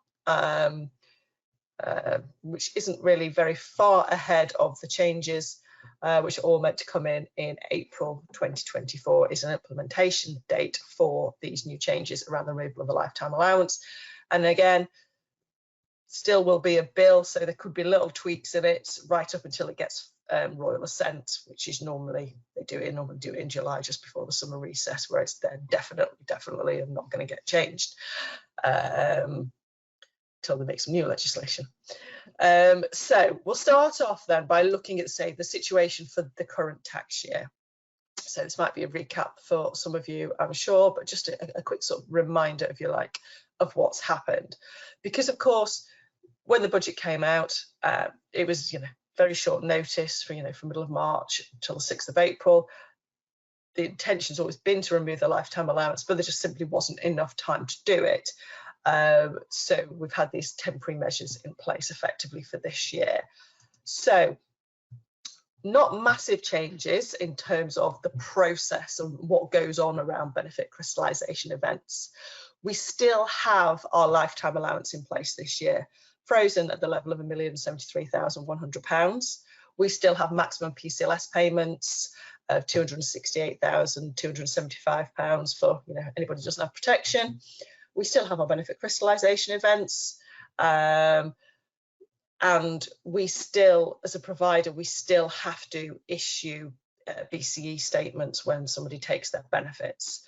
So the process that we go through hasn't changed at all. So we still need to ask clients about their previous lifetime allowance usage, and we still have to ask them if they've got any protection and for evidence of any protection when they come to take benefits. We still have to do all the tests. We still have to do age 75 tests, though given the fact at the end of all that process that we do, the same as we've always done, there is no lifetime allowance charge. So part of it might seem a little pointless, especially to your clients, that that we have to go through this process, but at the end of it, there's no charge. However, when we come on to sort of look at the rules for next year, there is maybe a point still why we have to have statements and things, why we might still need to know this going forward about what benefits people have taken previously.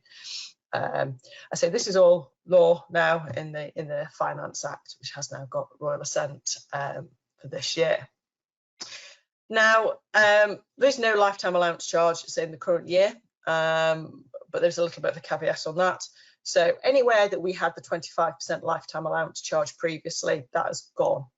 So that was really when people are taking income. So most common one will be people, certainly for us in SIP World, people who are using funds in excess of the lifetime allowance for drawdown.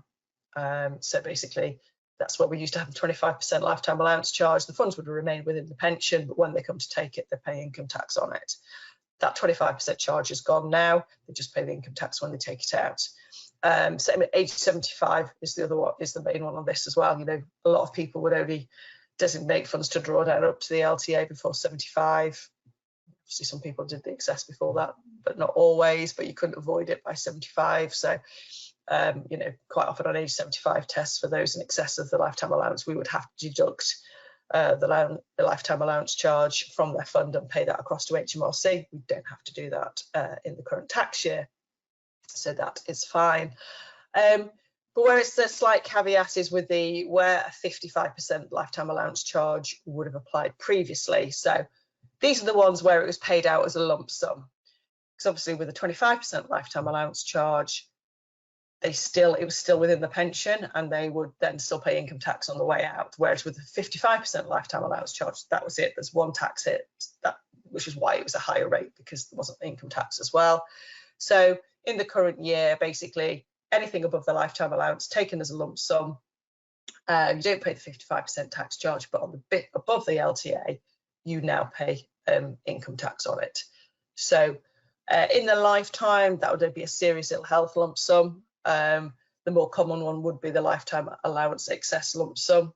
So if you take that as a lump sum now, you just pay income tax, but if you take its drawdown in our world, you just pay income tax. There's not really much difference on that. And then, yeah, uncrystallised funds, lump sum death benefits. So you've got the death benefit ones as well. So the death benefit, it'll be subject to income tax in the hands of the recipient and of the beneficiary who's receiving it if it's above the lifetime allowance. In those cases, the scheme administrator would still pay it out in full to the beneficiary. They would report the fact it was over the lifetime allowance to the personal representatives dealing with the estate. They'd tell HMRC about it. HMRC then go and get the income tax directly from the recipient of that lump sum death benefit. In those cases, probably not that common, but certainly not in crystallised funds one in DC world, maybe a bit more in DB, you might get some on that. The other change for the current tax year is around when we look at protections. So if you've got clients who've got enhanced protection with protected PCLS, there are some changes on this. So if the protection was in place on 15th of March 2023, the date of the budget, technically it's whether it had to have been applied for by that date. If it was later received, that's fine, but with enhanced protection, you've probably had it for a very long time, as it's going back to 2006. For these people, so your clients that hold enhanced protection, big difference is now from 6th of April this year, they can now make contributions. So obviously they can't have made contributions in the past because it would have broken protection, any contributions that they've made since 6th of April back in 2006. So they've had a long time where they couldn't contribute. They can now contribute and they will still retain their right to protected PCLS. whatever it says on their certificate on there. However, there is a cap on this. So the PCLS is capped at the maximum that was available on 5th of April 2023, and that is regardless of whether they contribute or not. So I guess they've done this so that, you know, people in this situation can't suddenly put lots into their pension.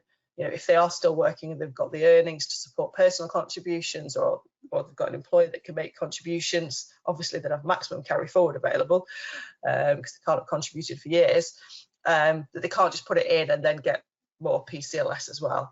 But it does apply regardless of whether they contribute. So I think the only sort of real losers in this would be if somebody had enhanced protection with protected PCLS and they come to take it in a couple of years' time. They've not made any contributions. Before these rules came along, they would have been able to take their protected amount, the protected percentage of the whole fund, whereas now it's only the maximum available at 5th of April 2023. So basically, they're not getting the PCLS on any growth after the 5th of April.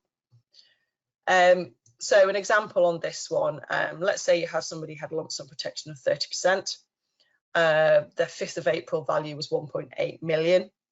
Their max PCLS entitlement now is capped at 30% of that 1.8 million, so 540,000. When they come to take their benefits, the max PCLS will be the lower of whatever it is they're crystallising and 540,000. So, you know, if their fund value was £2 million when they came to take it, they'd only be able to have £540,000 PCLS, whereas before this rule change, they would have been able to have 600,000 if the fund value was 2 million and 30% of that. So there is a change on that. But as I've already said, yeah, the entitlement remains whether they contribute after 6th of April or not. Another change is for those people with fixed protections, any of the versions of fixed protections, so long as they had them in, well, I've said it here, in place on 15th of March 2023, but again, it could be because applications are still open for the latest version of fixed protection, so fixed protection 16. You just have to have applied for it by the 5th, have your application in before 15th of March, and if it's granted later, it still applies. Basically, for these people, they can now contribute from 6th of April again, from the start of this tax year, without impacting their PCLS. So that's quite a big change. You're going to have people, probably more people with fixed protections who haven't started taking benefits. You are people that can, and they're more likely to be younger and still working and still have the ability to make contributions, that they can now do that without impacting their PCLS. They will still keep their protected PCLS going forward. This is particularly good news for people who've got divorced. If you have any clients who have enhanced or fixed protection, who have had a pension sharing order applied to their pension, so it has reduced the value of their pension, but you know, it's not reduced, you know, the fixed protection to the point that they've lost it, so they still have fixed protection, you know, but their fund values have gone down. But they can now rebuild their pensions, they can without losing their entitlement to a high level of PCLS. So that could be one, if you have anybody in that scenario, worth looking at. So PCLS calculations, I've said PCLS calculations remain the same for these people. Just a little look at what I mean by that. So this is where people had the protection in place, already applied for it by 15th of March 2023. But anyone that had enhanced protection but didn't have lump sum protection, their PCLS will remain as the lower of 375,000, which is based on the old 25% of 1.5 million when the LTA was introduced, and 25% of the amount crystallised. But they can include any contributions post 6th of April 2023. So the cap of 5th of April 2023 value for PCLS only applies to enhanced protection with lump sum protection, doesn't apply to anything else. So yes, if somebody's fund value is less than 1.5 million, you know, they could build up to that value and increase their amount of PCLS. Fixed protection 2012, because that was based on 1.8 million, so the PCLS maximum on there is 450,000. Fixed protection 14, again based on 1.5 million, so PCLS is 375.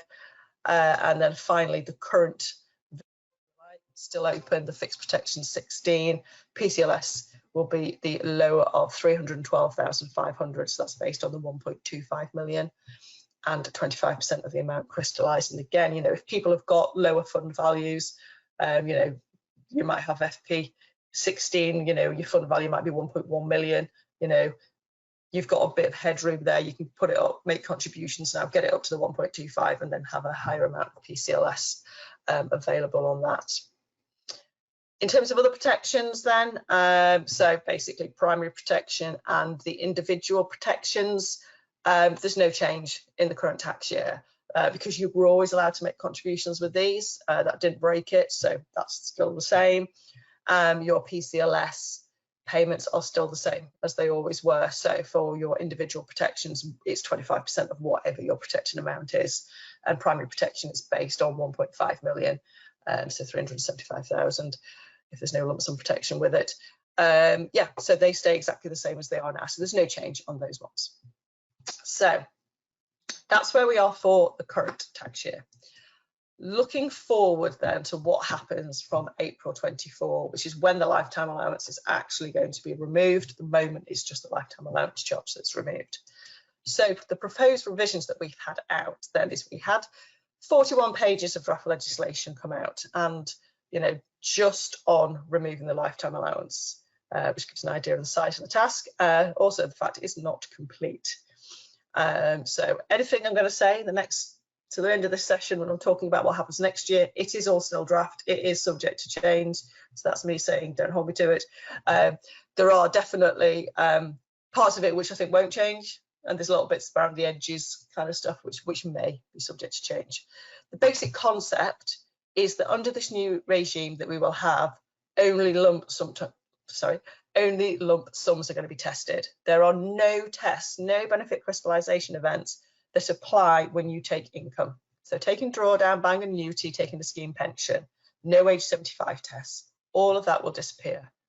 You only get tested when you take a lump sum, either in the member's lifetime or if a lump sum is taken on the member's death.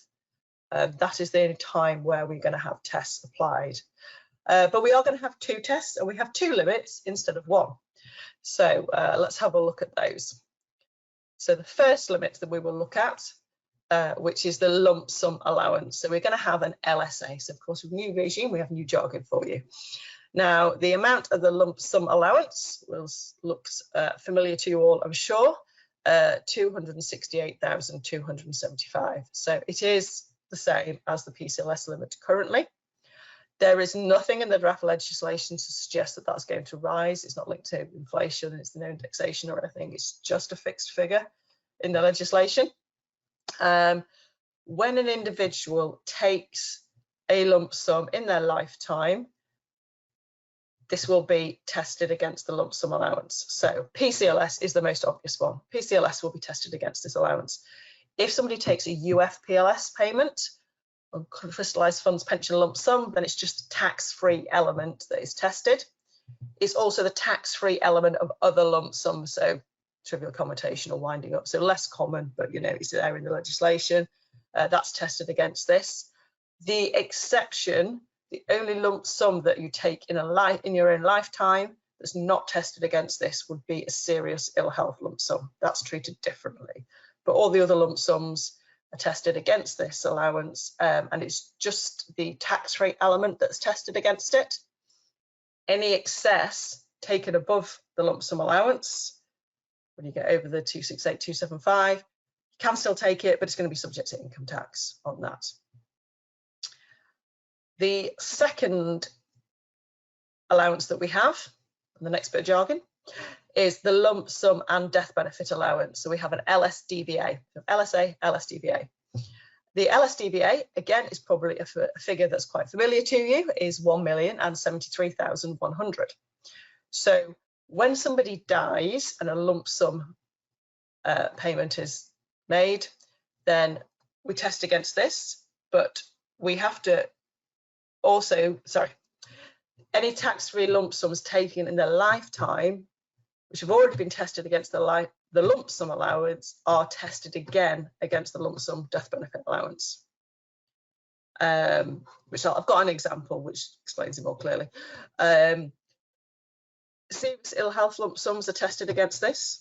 So that's the only one in the lifetime, and then it's any lump sums paid on death. And anything over the limit, once you've used up your LSDBA, any payments above that limit, lump sum payments above that limit, are going to be taxed as income on that. So I'll show you a little case study which explains it a bit better, I think. So here we have John, who's 65-year-old. He's got a bit of DB and DC pension benefits build up. He wants to start taking a scheme pension at 65, so he decides to do that, £12,500 a year, and he takes 37,500 PCLS. So we have to do a test now because he's taking a lump sum. So we have these two allowances, the lump sum allowance and the lump sum death benefit allowance. So the 268,275 and the 1,073,100. When he takes his lump sum, it is tested against both of these. Now, that's what it says in the legislation, that you definitely test against both of them. In most circumstances, you're never going to use your LSDBA up if you're going to use your lump sum allowance up first before you use up your lump sum death benefit allowance. So it kind of seems a little pointless in most circumstances why we're testing against the LSDBA in the lifetime. I think so the only exception is for serious ill health lump sums where you use it up. But apart from that, it's really going to be the lump sum allowance that you're concerned with at this point. So he takes 37,500, so that's used up his lump sum allowance. Some of his lump sum allowance, he's now got £230,775 left for taking future benefits, future lump sums. And when he dies, he'll have £1,035,600 left for any lump sum death benefits to be paid out. Important point to note here, the fact he's taking scheme pension, that does not get tested at all. A couple of years later, John now starts looking at SIP, decides to take his PCLS from his SIP and to designate the rest to draw down. So again, we'll look at his lump sum allowance. So we had 268,275 is the standard lump sum allowance to start with. He's used up at age 65, is 37,500. He now uses up another 150,000. So he's got a balance of £80,775 left. We also, if we look at his LSDBA, it means when he dies, his LSDBA available is 885,600. And again, the important point here is you notice there is no test for drawdown. The point he designates it, there's no test. The point he starts taking the income from it, there is no test on that. He dies a few years later, age 73. He's got a drawdown fund value of £560,000. When we look at paying out lump sum death benefits, we don't have to worry about the LSA anymore. LSA is only in the lifetime. So now we are just looking at the LSDBA. So it starts off at 1,073,100. He's used up some of it at age 65, taking his first lump sum, a bit more at age 67, taking his second lump sum. He's now got death benefits. If this is being paid out as a lump sum, that's 560,000. That's still within his available LSDBA. So there's a bit left over. So his lump sum death benefits can be paid out tax-free. He's died under 75, he's within his LSDBA, that can be paid out tax-free to his beneficiaries. Right, I will come on to talking a bit about taking benefits as drawdown in a minute, a bit later on. We're just doing with lump sums at the moment. PCLS, so we've got this limit overall that you can have within your lifetime, your lump sum allowance for your lifetime. But when it comes to the actual rules of how you take a PCLS, so at the moment, we have this idea of, you're taking 25% of the amount crystallised, and we always think of it as 25% tax-free cash. This is all kind of reworded a bit in the new legislation. In practical terms, in most circumstances, it won't make a difference. But I'll come on to a few bits where it might. So the basic idea is no liability to income tax on a PCLS up to what's called the permitted maximum. And then the legislation states the permitted maximum is the lowest of the applicable amount, the available LSA, the available LSDBA. And the applicable amount is a third of the amount you use to provide the income. So in SIP world, it's a third of the amount you put into drawdown. So instead of being 25% of the amount crystallised, the new wording is it's a third of whatever you put into drawdown, the third of that is your applicable amount. So if you put £75,000 into drawdown, you can have £25,000 is your applicable amount for PCLS. And then because the permitted maximum is the lowest of the applicable amount, your available LSA, available LSDVA, you know, as long as you've got £25,000 of LSA left, then you can have that as your PCLS. So in practical terms, that works the same as it is now. It's just it's kind of phrased differently. Same if you're doing an annuity purchase. There's an equation in the legislation for scheme pension, but it's broadly the same concept on that. So effectively, it's still 25%, but it's a third of what you use to provide a pension up to your LSA. And then say the LSDVA won't be applicable in most times. That won't be the bit that you're limited by. But what's interesting on this is that anything above this permitted maximum is allowed, but it's subject to income tax. And that's quite a change from the current rules. Basically, if you overpaid PCLS previously, it would normally be, I mean, to be honest, it would normally be an error. And, you know, if it's a genuine error, there are ways, you know, you can put it back without having any horrible tax penalties. But if you didn't, and you know, a scheme administrator just overpaid PCLS to somebody, anything that's over the allowed amount, the permitted amount, would be an unauthorised payment. And so you'd be looking at an unauthorised payment tax charges, obviously, which would be quite penal. Whereas in the new regime, it's just subject to income tax. So that's not really a big penalty. And if you're looking in DC world, it probably doesn't make that much difference, because you could obviously, under flexi access drawdown, you can take as much as income as you want. So whether you took it as, you know, a taxable, because you've had a bit more PCLS taxable as income, or you just took it as drawdown as income, it's subject to income tax, anything that's above this permitted maximum. So it doesn't really have a massive impact. When you start looking at DB, this is quite a big change, because all of a sudden DB schemes can now pay potentially unlimited PCLS. Just if it's above the permitted maximum, it's subject to income tax. Now, obviously, a DB scheme previously didn't have that ability. It was either PCLS, which was tax-free, or you're using it to provide a scheme pension. You know, you couldn't take other kinds of lump sums from your DB scheme. So this is one of the things which potentially I think could change when they have the feedback from the draft consultation, from the consultation on the draft legislation, but we'll see. So let's have an example where somebody had a DB scheme, a relatively small DB scheme of say £80,000, but they had a reasonable size, a decent SIP or the DC pension of 1.2 million. Now, under current rules, you know, they couldn't move their DB scheme without taking advice on that, if that was the right thing to do or not. They would only have the option of having a scheme pension from that. They could have a bit of PCLS from it if they took that first before the DC. But they could, so they'd have the, you know, they couldn't take it as a lump sum, basically. You know, they had to use it as a scheme pension. So whether or not they took any PCLS from it, you know, it's going to be quite a small scheme pension they're going to get out of that, you know, year on year. But, you know, they've obviously got other pension savings, they've got a decent sized DC pot. But as the draft legislation stands, it looks as though they could actually, if the scheme allowed it, they could commute all of their DB pension for a PCLS payment.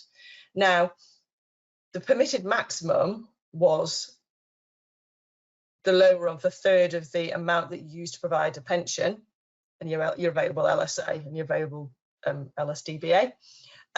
So if you don't use any of it to provide a pension, to provide a scheme pension, then your permitted maximum effectively is going to be zero, because you can have a third of nothing used to provide a pension is nothing. So the lower of nothing, you know, your LSA, your LSDVA is nothing. So basically you couldn't have any of it as tax-free cash. but you can still have it under the new rules as a PCLS payment. It would just be subject to income tax. But when we do these tests about people taking lump sums and using up the lump sum allowance, it's only the bit that's not subject to tax that uses up your lump sum allowance. So doing that, taking the PCLS but was subject to income tax, wouldn't use up your LSA.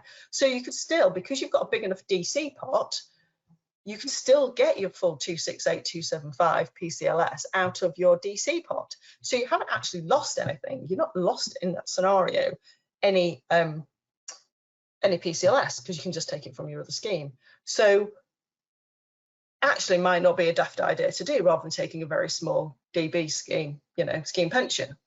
I'm not sure that's the intention of the rules, but it could be a consequence of them. And obviously that negates the need for getting advice to access your DB scheme. If above £30,000 you need advice, and all the safeguarding things that they've put in place around DB pensions, that kind of circumvents it. So that's why I think it might change, because it just seems a little bit odd. I mean, the other scenario is actually that first one, somebody's quite comfortably off, they've got a decent sized pension fund, is actually somebody who's just got a very small DB scheme, but it's over the limit, so they can't transfer it without taking advice. That actually they may just decide, rather than having a very small scheme pension paid for years, I'd rather have it now, even if I take the income tax hit and I use the bit I lose the PCLS on it, but actually I can get it now and I don't need to take any advice on it, because I can just tell the scheme to give it to me all as a PCLS. So yeah, it's a bit of an interesting one. And the other point on this is a bit of an anomaly as well, because you take PCLS, it doesn't trigger the money purchase annual allowance, so it doesn't restrict obviously paying in the future. Whereas if you took it, it's a flexi access drawdown and PCLS, then you would trigger the MPA. So there's a few sort of implications with that one, which kind of makes me think it could change, but it is an interesting one, I thought, anyway. So moving on to a couple of the bits around PCLS. One of the questions we got asked quite a lot when just after the budget, when it all came out to start with, is that if PCLS is a monetary amount, if you don't take it all out, if you've got DB and DC scheme and your DB scheme pays out less than 25%, can you make it up by taking a higher level of PCLS in your DC scheme? Does that work? And the answer is, it depends. There are certain circumstances where we will have more flexibility going forward looking at the rules. So I'll give you a couple of examples on this. Let's say somebody's got DB, DC, both £800,000. Under current rules, your choices are either you take your DB scheme first, take your max PCLS 200,000 on that, then you've got 68,275 PCLS left for your DC, or you can switch it around and do it the other way around. But quite often we find people want to take the PCLS, would rather take the PCLS from the DC scheme because the commutation factors in the DB. So you might find people would have to take the PCLS from the DC even if they didn't really want it, just because they're going to start the scheme pension elsewhere. Might not be actually really the best thing for them to do, but otherwise they'd lose out with the commutation factor. What you will be able to do under the new rules as they stand is commute just enough to get your 68,275, so you don't lose it in your DB scheme, and you'd still have your 200,000 in your DC scheme. And this is because it's only the lump sum that's tested. So the fact you're taking scheme pension doesn't get tested at all. So it does give you a little bit more flexibility. Next one on here, DB 1.2 million, DC 400,000. If you did your DB scheme first, say you would take all of it from that, there'd be nothing left for DC. If you did your DC scheme first, you would take your 100,000 and have 168,275 left for DB. But under the new rules, you could commute just enough to get what you needed from the DB scheme and still have 100,000 left in the DC. So there is a bit of flexibility with this. You have to have the right fund sizes or whatever, things for it to work, but there is some flexibility, and it all comes down to the fact because your income, you're taking your scheme pension, isn't tested.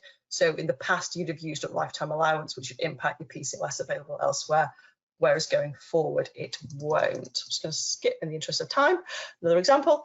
Okay, so protections then. Protections from April 24.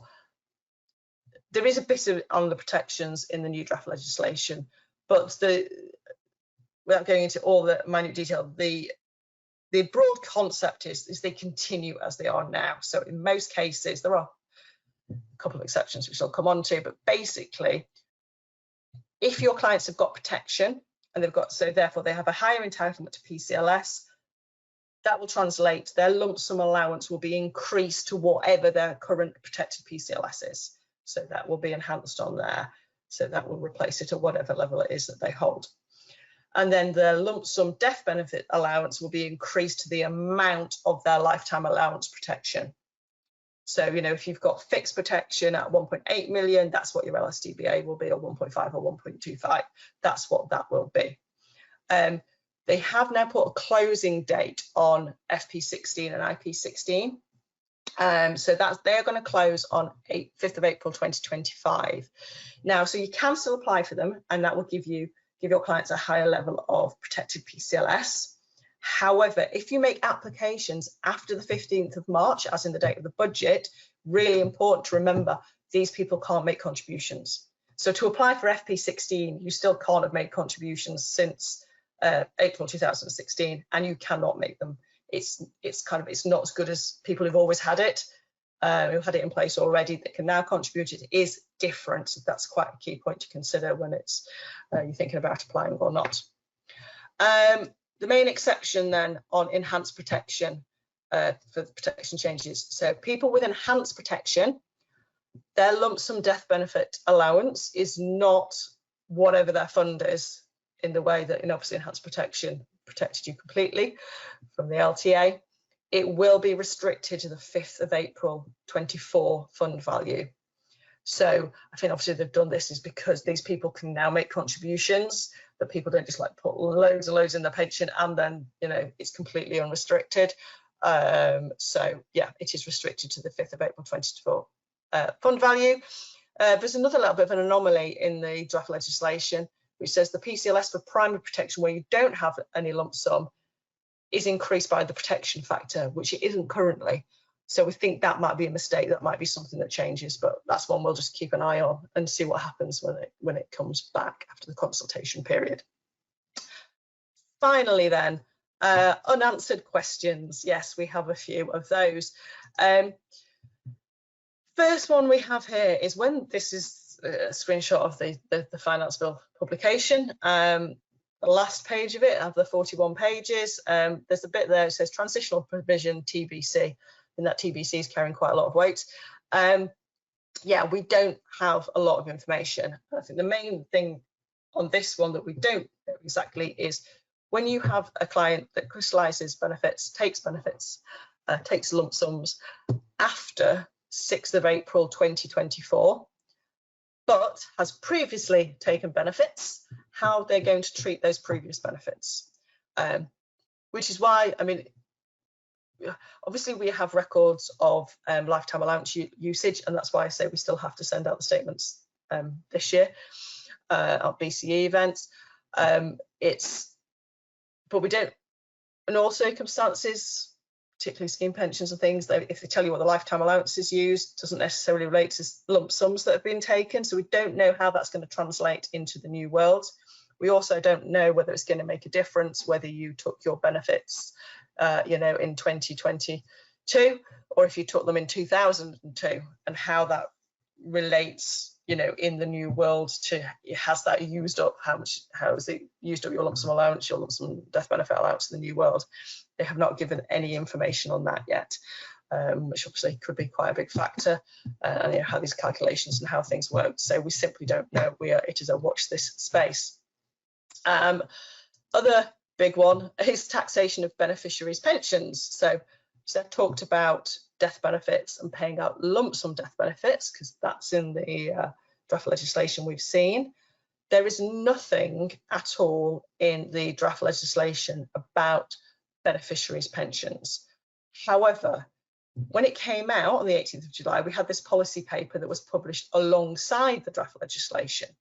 And it says, it's just this one line, there was no other information relating to this. It just says individuals will still be able to receive the benefits which are currently tested against the LTA at BCEs 5C and 5D, but the values will no longer be excluded from marginal rate income tax under ITIPA with effect from 6th of April 24. So BCEs 5C and 5D are when uncrystallised funds are used to provide beneficiaries drawdown, beneficiaries flexi excess drawdown under 5C and beneficiaries annuity. So currently, yes, these will be tested because on death under 75, because these are benefits that haven't been tested under current rules, haven't been tested against the LTA in the member's lifetime. So at the moment, we have these tests against the LTA, whereas that's going to go, because all the tests are going, around income, but it's saying, yeah, they're going to be subject to income tax, whereas currently, if the member died under 75, obviously, beneficiaries drawdown, whether it come from crystallised or uncrystallised funds, wouldn't be subject to income tax normally. So that's quite a big change, sort of policy change, which has not been announced anywhere. You might have seen some industry press that some stories covered this a little bit when this policy paper came out. But say there's nothing on it in the legislation, so we don't have any detail, but it is an interesting one. You know, logic would say to us, well, actually, you should only be subject to income tax if it's above the LSDBA, because that would bring it in line with what they're doing with lump sums. But on the other hand, you know, they're wanting this concept of only testing lump sums and not benefits, income payments, not pension income. So I don't know. So it's definitely a watch the space on this. Obviously, from planning, it would, you know, change things a little bit if you can take it out as a lump sum tax free up to the LSDBA. But if you take anything as drawdown, then it would be subject to income tax. So yeah, it's a watch this space. But yeah, could be some planning implications around that one when we find out what exactly is happening. And then summary, just to finish off then. So for this tax year, current tax year, we still have the lifetime allowance. We don't have any lifetime allowance charges. Big point is for people who've got enhanced or fixed protection, provided they had them by in the date of the budget, they can now make contributions. Next year, LTA is going, but it's going to be replaced by the LSA and the LSDBA. Protections will still be important for people, for your clients, because they will still help them have a higher level of PCLS. It's all still draft though, so things can change. And the big unknowns around the tax treatment of beneficiaries' pensions, how they work, and how previous BCEs under existing or old regimes impact the future lump sums that people can take. Right, that is all from me. So thank you very much for your time. I do hope that's been useful. Goodbye. Thank you for that session, Lisa. If there's anything that you'd like to ask Lisa after that session, if you can pop a note into the chat box, or again, just complete the feedback form that appears at the end of the webinar. So that concludes our webinar for today. If you need to contact me or any of the speakers, please drop your details in the comments section. The automated feedback form will pop up shortly. Just a reminder that CPD certificates and a copy of the slides will follow in the next few days. We have a few online sessions this week for various regions, so bear with us. We'll have the follow-up over to you as soon as we can. But all that's left for me to say is thank you very much for joining us. Hope you enjoyed the session and look forward to seeing you at the next one. Thank you.